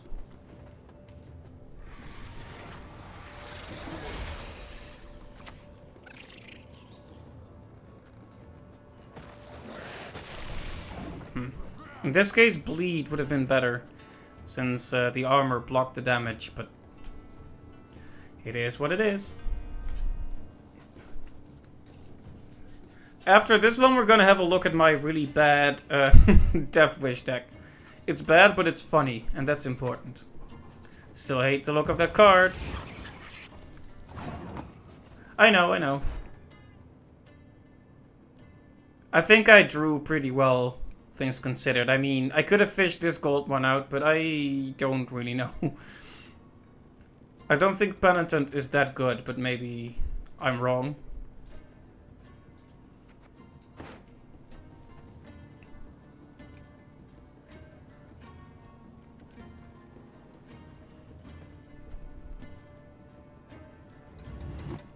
I could Geralt now, but I think I'm gonna wait until he escalates that further. You don't want to... Preferably Geralt is your final play, I think. This one is gonna get like 10 HP, so I should play it very late. When all the Thrive units are on the field, I think. Yeah, it actually took me a while to figure out how to look at the graveyard and the deck. You know, it took me like a week to realize I could use the keys to unlock stuff. I was like, wow, this game is kind of stingy about the cards, isn't it? Wow.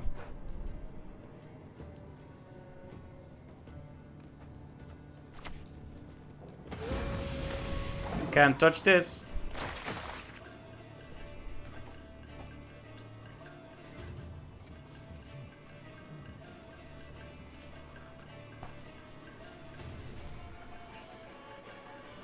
Yeah, you have to love hard counter spells like this. I don't know if you guys played much of Hearthstone, but the priest had some of those cards that would make people rage.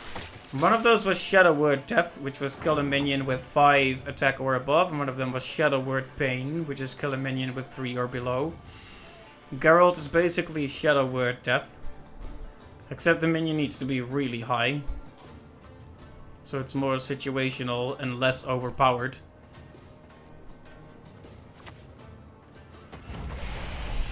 Do the kata can. Also, in case you were wondering, I was indeed claimed for playing spooky, scary skeletons on the stream yesterday. I don't know what I was expecting, but it definitely happened.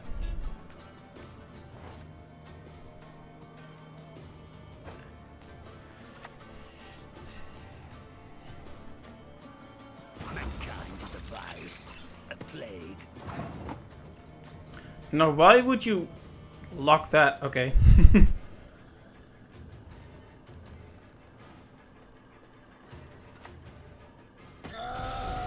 Anyway, all our Thrive units are out on the field.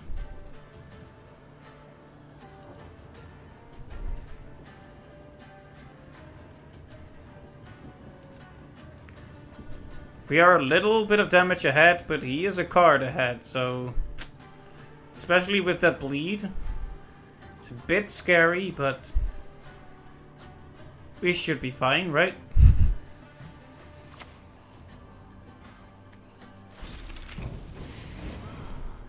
Oh yes, now we get the weird growling background music again. I'm gonna play Spear Tip first, because Osrol will actually be more powerful. And Imlerith, I want to play him once I know exactly what's on the field and what isn't. I think I'll just set this 1 to 7. Because that's the biggest increase we can muster. Although if that one gets a lot higher, we could set it down to 7. That's the power of flexibility. But we don't have dominance, so that's completely pointless to think about, and I need to play this card already. And for a Thrive deck, there isn't that much thriving going on right now.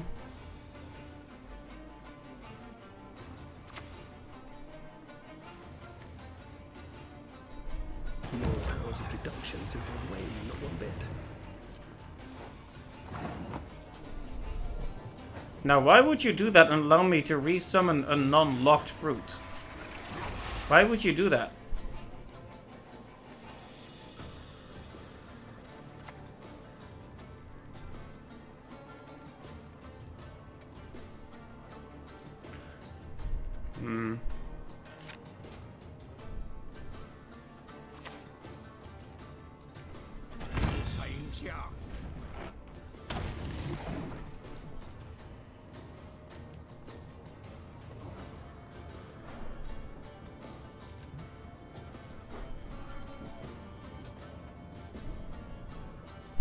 Look at this guy, though. In his big stone chair with his 3 succubi. Living souls in your wake shall ne'er deign forget your sake. Okay, now we're going to eat Goliath. Kind of an alternate version of the story. Let's see.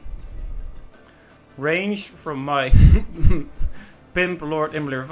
I was about to say Lord Pimplerith, but then I decided not to, because I would have been punished with many no's in the... I was about to check his deck. Right, no point in going for his graveyard. So we'll go for my graveyard. Nom nom nom nom nom.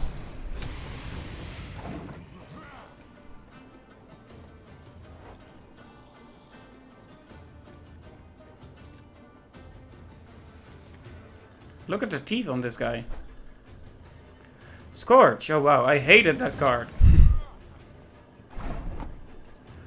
Alright. I think we have a good chance of winning, but he has the last card, so... Geralt, do us a solid and kill that 10 power unit, and then... Damn it. That's it. Right, Dan, can you do it? Can you win?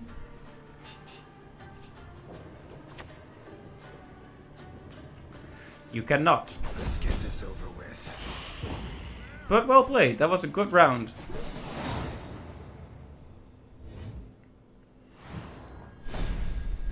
That's a GG.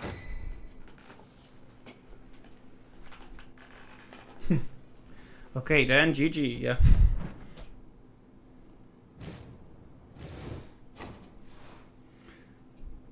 He won with a card down and it wasn't close, yeah. Went pretty well. You know, it's fun just playing this on stream for a bit. Showing off my really terrible decks.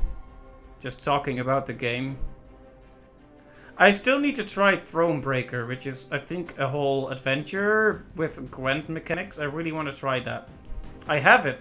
I got it for my birthday, but I haven't played it yet. Right, so let's look at our terrible Death Wish deck. 32 units. Guys. Remember when I was complaining about how this deck never seems to win? Gwent only channel now. Buy Final Fantasy. Buy Sea of Thieves. Yep, that's the way it is. Buy Resident Evil. Yeah, all gone, all gone. There's only Gwent. Oh, playing it also gives you good cards for free in Gwent. Nice. That is good to know.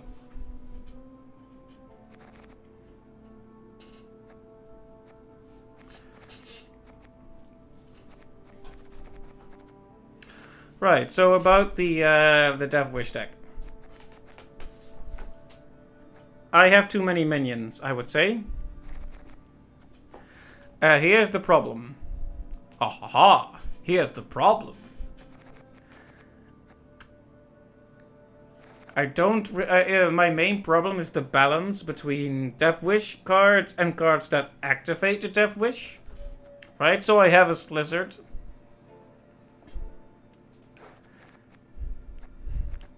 And I have, for example, the Banshees. And the not that one. Well, that one too, but the Harpies. But it's often kind of hard to get the balance right. I'm guessing we can do without Arcaspores, am I right? The effect is nice, the 2 damage. I mean, it is 6 in total. Maybe they aren't that bad. I mean, the total is actually not bad at all. It's just a matter of, can you activate all the effects?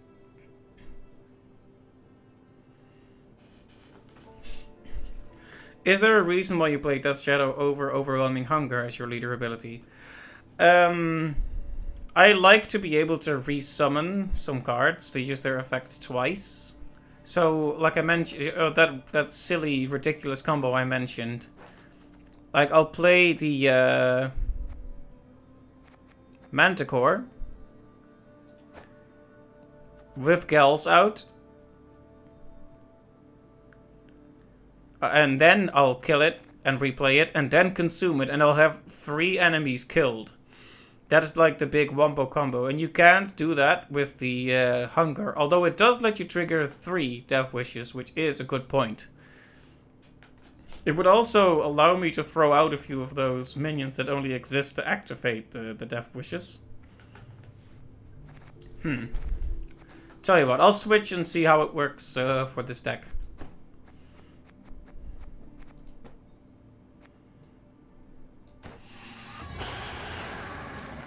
Okay, that wasn't unnecessarily scary and loud sound effect.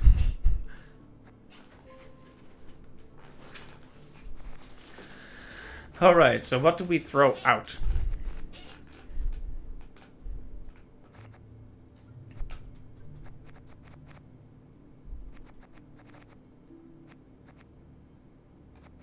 I think the Fiend is a really good one, actually. It buffs all the minions in your hand. It's only good when it comes up early, though.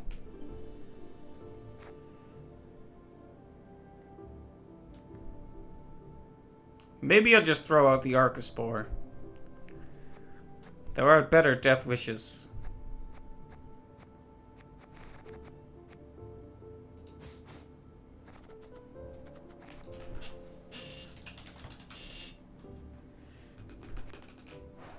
I really want this one. Maybe I should have crafted this instead. The Haunt scenario. Alright, opinions. Is the Siren worth it? It boosts an ally unit by 3, but...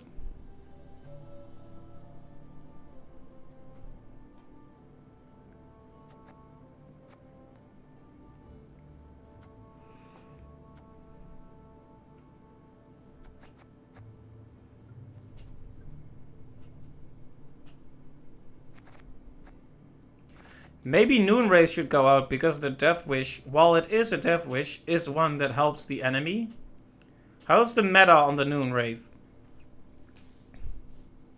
I mean, having a 6 strength one for 4 provision cost is pretty big, but at the same time, spawning 2 reds for the enemy is not ideal, if it happens.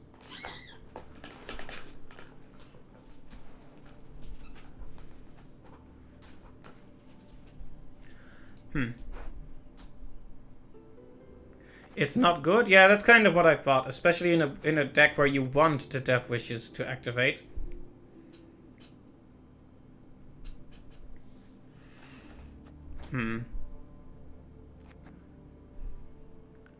So Abaya is actually a pretty decent fit with this deck, right? Since she can activate the Death Wish of all these bronze minions.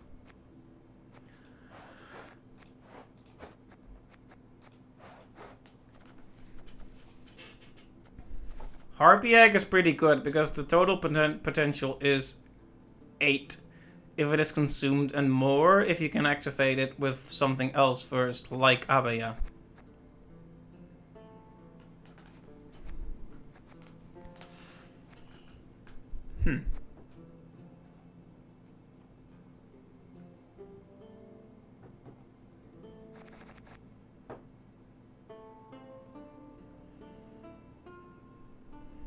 Usually you can tell how good a card is by comparing their power potential against their provisions, right?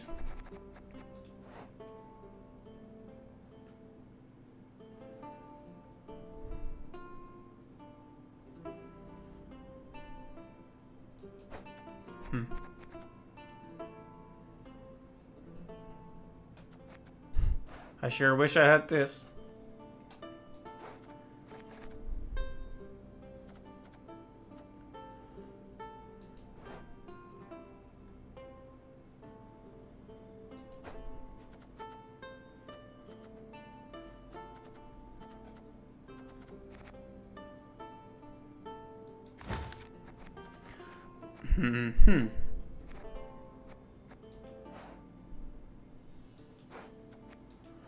Yeah, Night Wraith is not that good, but it does spawn 2 reds, so the total potential is 7 if the Death Wish activates, which is pretty good for a 4-coster. Fiend has crazy potential for a full hand.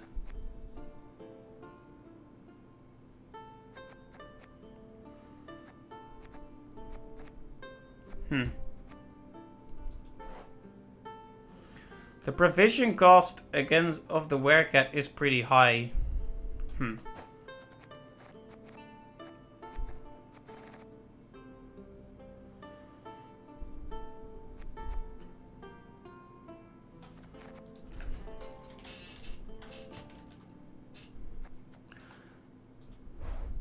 No, unfortunately, I don't. That's one to focus on, though, definitely, to get later. So I think this deck is decent right now. Obviously, we need to improve upon it, but I don't have the good cards for it yet.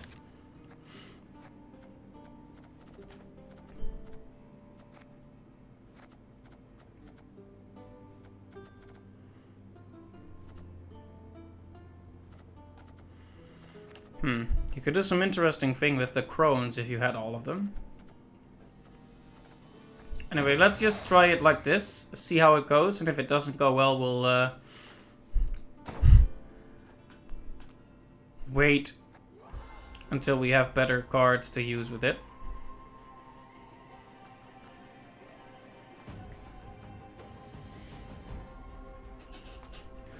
Usually the proficiency to power is about 1-to-1, which is why people usually use up all the proficiencies, because that generally means better cards with no power in their deck. That makes sense. It seems I just don't have the right cards to really make it work for this deck. So maybe I should just do what I did with the other deck and put in some hard hitters.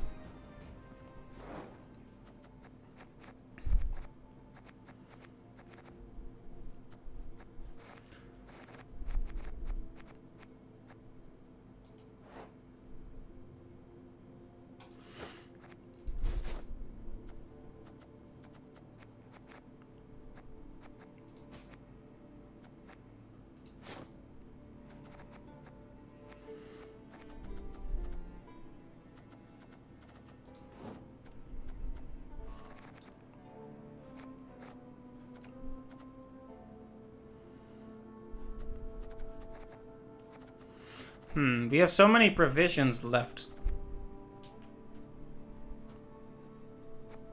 But if I add more cards, I'll be over that 25 sweet spot again.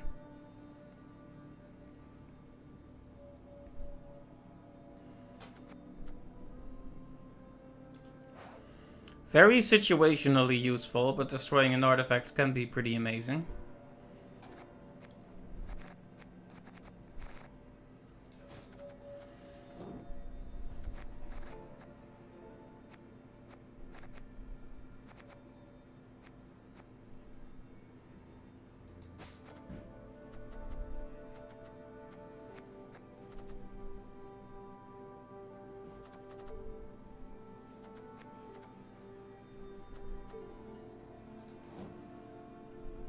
Right, that leaves us with 9 provisions. Not exactly perfect, but better, at least, than 20.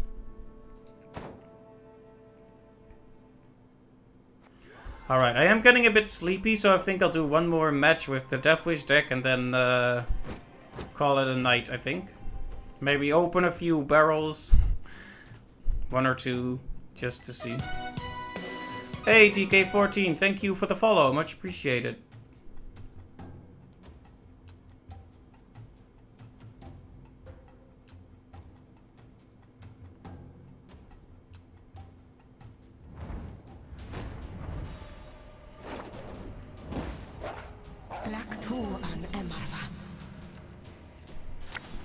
Uh-oh, when I see unique card backs and such, I'm like, uh-oh. I'm playing against a person with money. Be very afraid.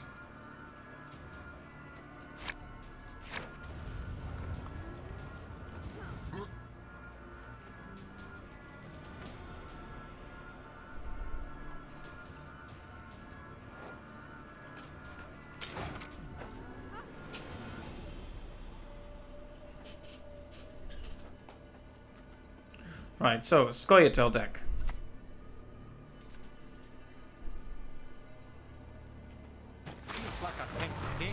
passing day. I shall not fail.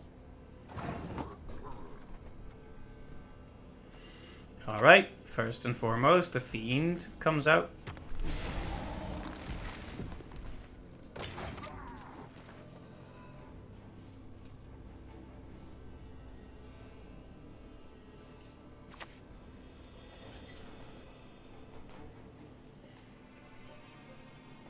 Hi-ho. Hi-ho. Hi-ho.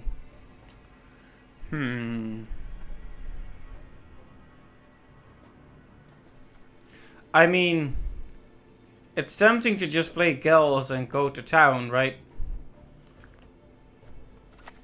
But I want to lure out any potential spells first.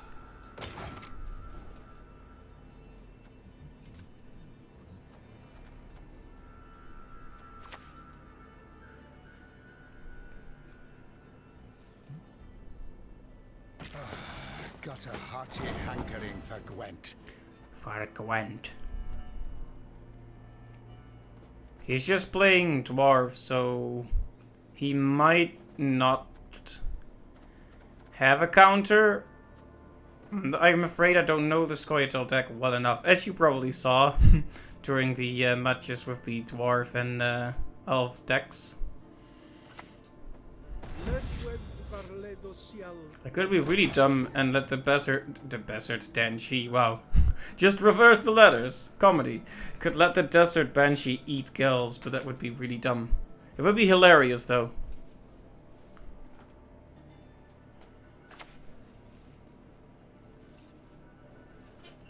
You're dead already.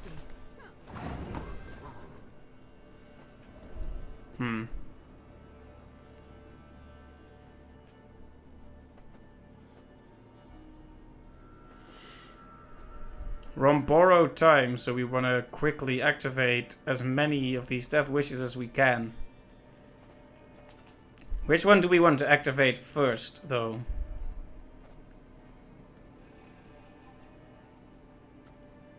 I think 4 damage is probably the best one we have, but it won't matter if it hits a 2 damage minion, so...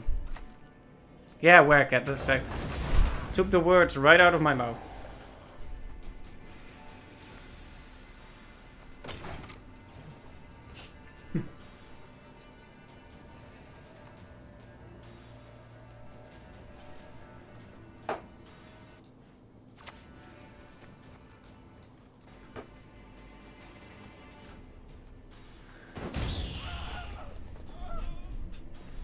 Well, that's a rip.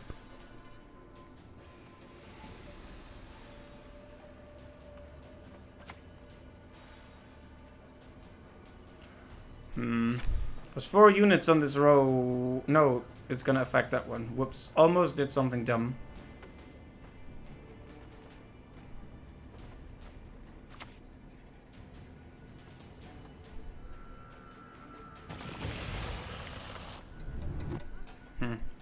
Should I just eat this now?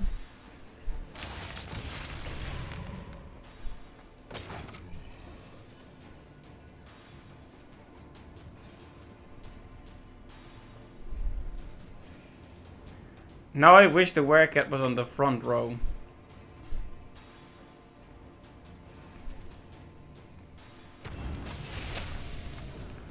Uh-oh. Poison. On the sunny side, we're really making him waste lots of cards.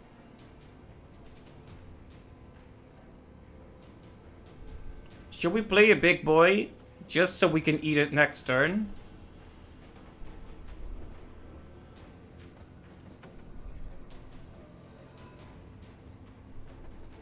Oh, right. This hero power is new to me.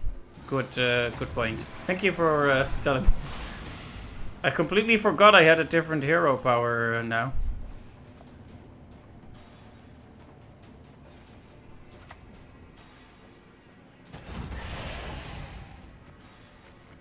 Alright.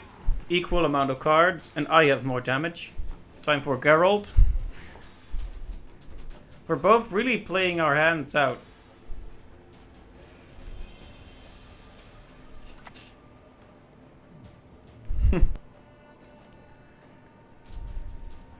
The wood shall turn against you.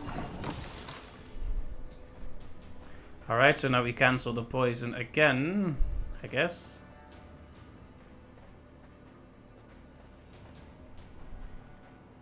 It depends on if we really want to win this round, I suppose.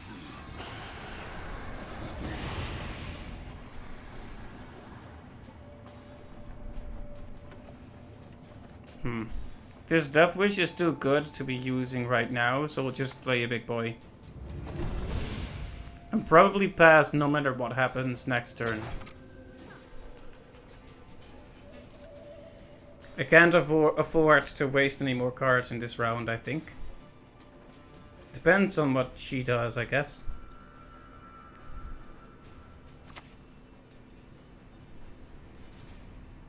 I think you'll really like this one.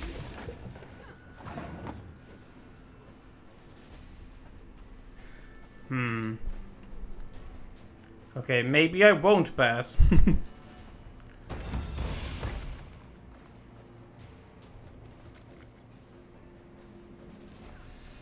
Probably should have passed, but... What can I say? We're both overcommitting.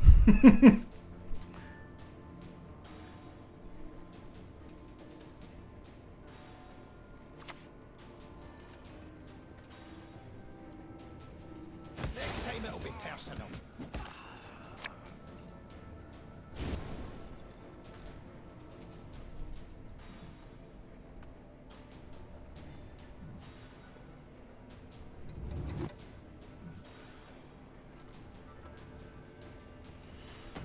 It's always good to push for a round 1 win if you start second. Yep.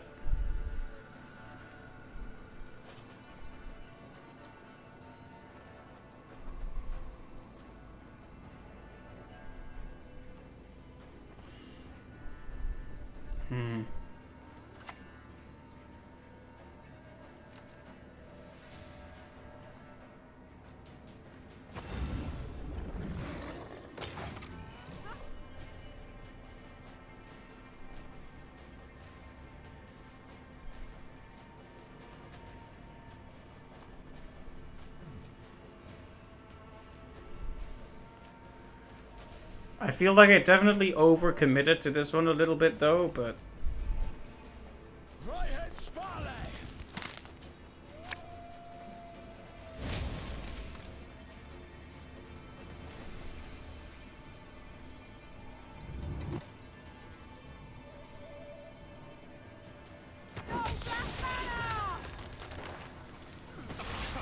Racists! Humans to the sea! Okay. I think we need to pass. Because the best we can get out of this is a 6 minion. Then we can get an 8 minion, which is +2 because this is 6. So we'd have +2, +6, that's 8. Which would mean 63, and then kill their lowest, which is 2. It wouldn't make a difference, so we need to pass. And at least keep the card. Oh, Jen, thank you for the host. Wow, I still have that weird notification. But Jen, thank you for the host, and welcome to the stream. I should probably make another animation for when people host me. It's been so long since I've made something new for the channel.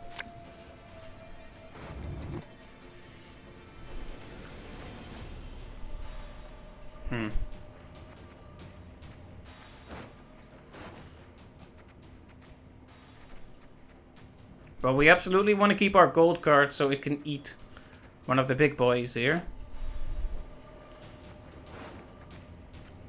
Do we want to use the synergy here? Because this is good synergy. We do this, we do that, we do that, right? Do we need to redraw? I guess I should have checked what was left in my deck, but...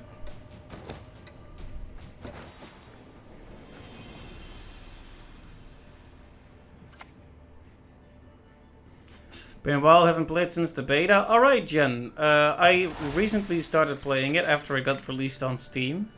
And I've been having fun with it, though as people will attest in the chat, I'm not very good at it. But they've been giving me good advice. Alright, it's time to eat one of the big boys. Nom nom nom nom nom.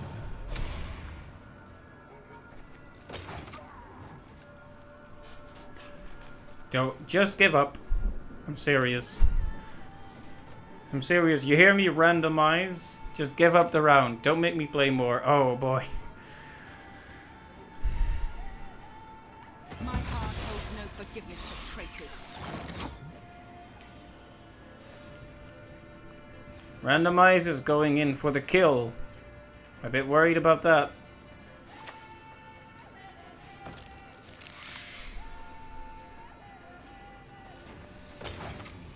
Wish I could have played more minions all at once. Like having a row full of rats would be fantastic against Fernoziel.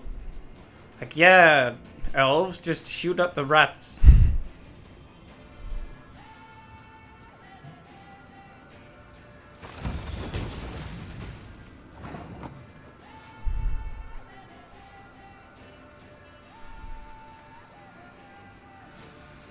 Well, that's a loss, I'm afraid.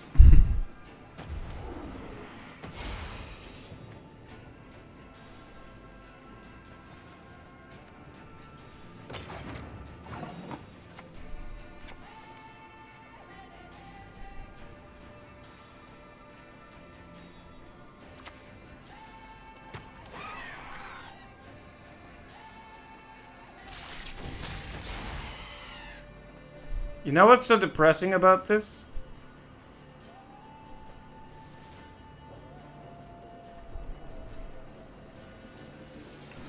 Now we're gonna come up one strength short again, you see? So close, and yet so far.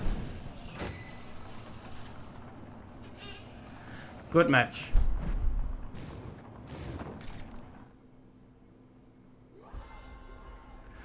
Right, so we're gonna unlock a few things, open a few kegs, maybe 1 or 2 kegs, and then call it done, I think, because I am falling asleep at the wheel, I'm afraid. Right, I'm going to go and continue on the Scoia'tael or monsters, I guess.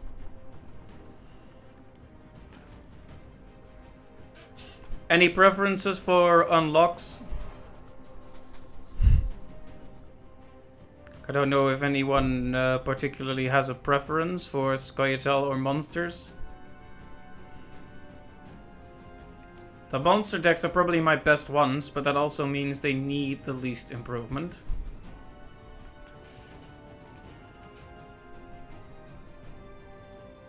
Also, this guy looks really cranky. So does he. They all look kind of cranky. Well, Kirametz doesn't. I'm guessing there's no preferences, so I'll just go for more monsters. I mean, all I'm getting is ore anyway.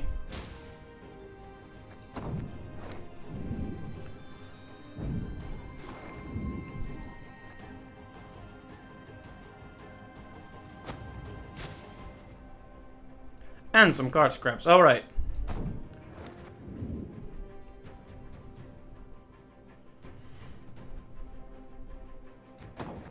So we're gonna buy a couple of kegs now.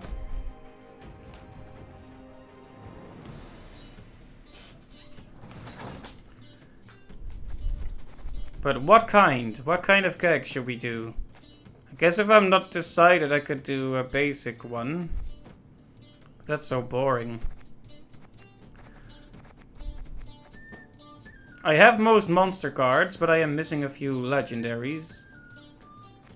Not sure about Scoia'tael though. So if I get Northern Realms, or Nilfgaard, or Syndicate, or Skellige, those are the major decks I would probably get new cards for, but that I don't really play yet, so I don't know. You know what? Let's do 2 of these. And 2 of these. And let's open them. And get really excited if I happen to get a rare card on stream. We make smash smash. Razzies. Meh. Wham bang smash. Oh. Well, well, well, well, well.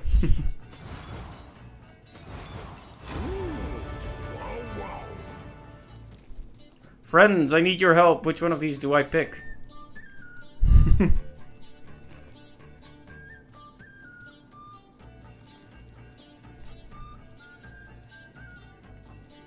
This one is good, I guess, if Lynn. This one is good too, though. They're all good. It's a legendary. I mean, the whole point is that they're good.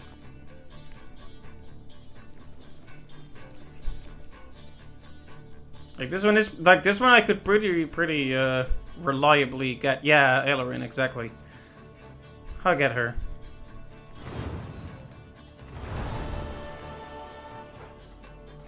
All right. Whack bang wow. That me know how. Meh.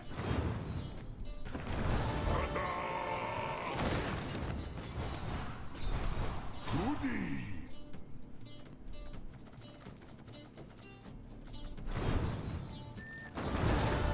Cheapest the barrels in this land. Well, hey, we got a legendary out of it for our elf deck, so let's put that in, and then let's call it a night, I guess. Alright, the cards have been milled. Right, something needs to go out first.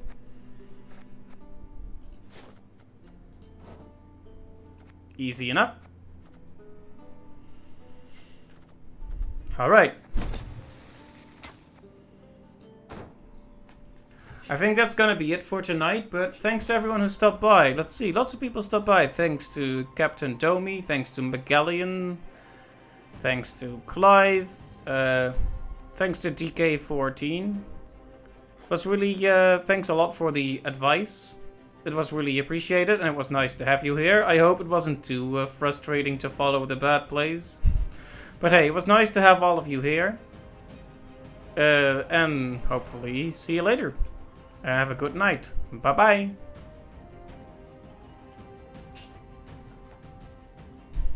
Oh, and did I mention Jen? I probably mentioned Jen. I'm always worried about forgetting someone. Right, everyone who was here, thank you and see you next time. Bye-bye.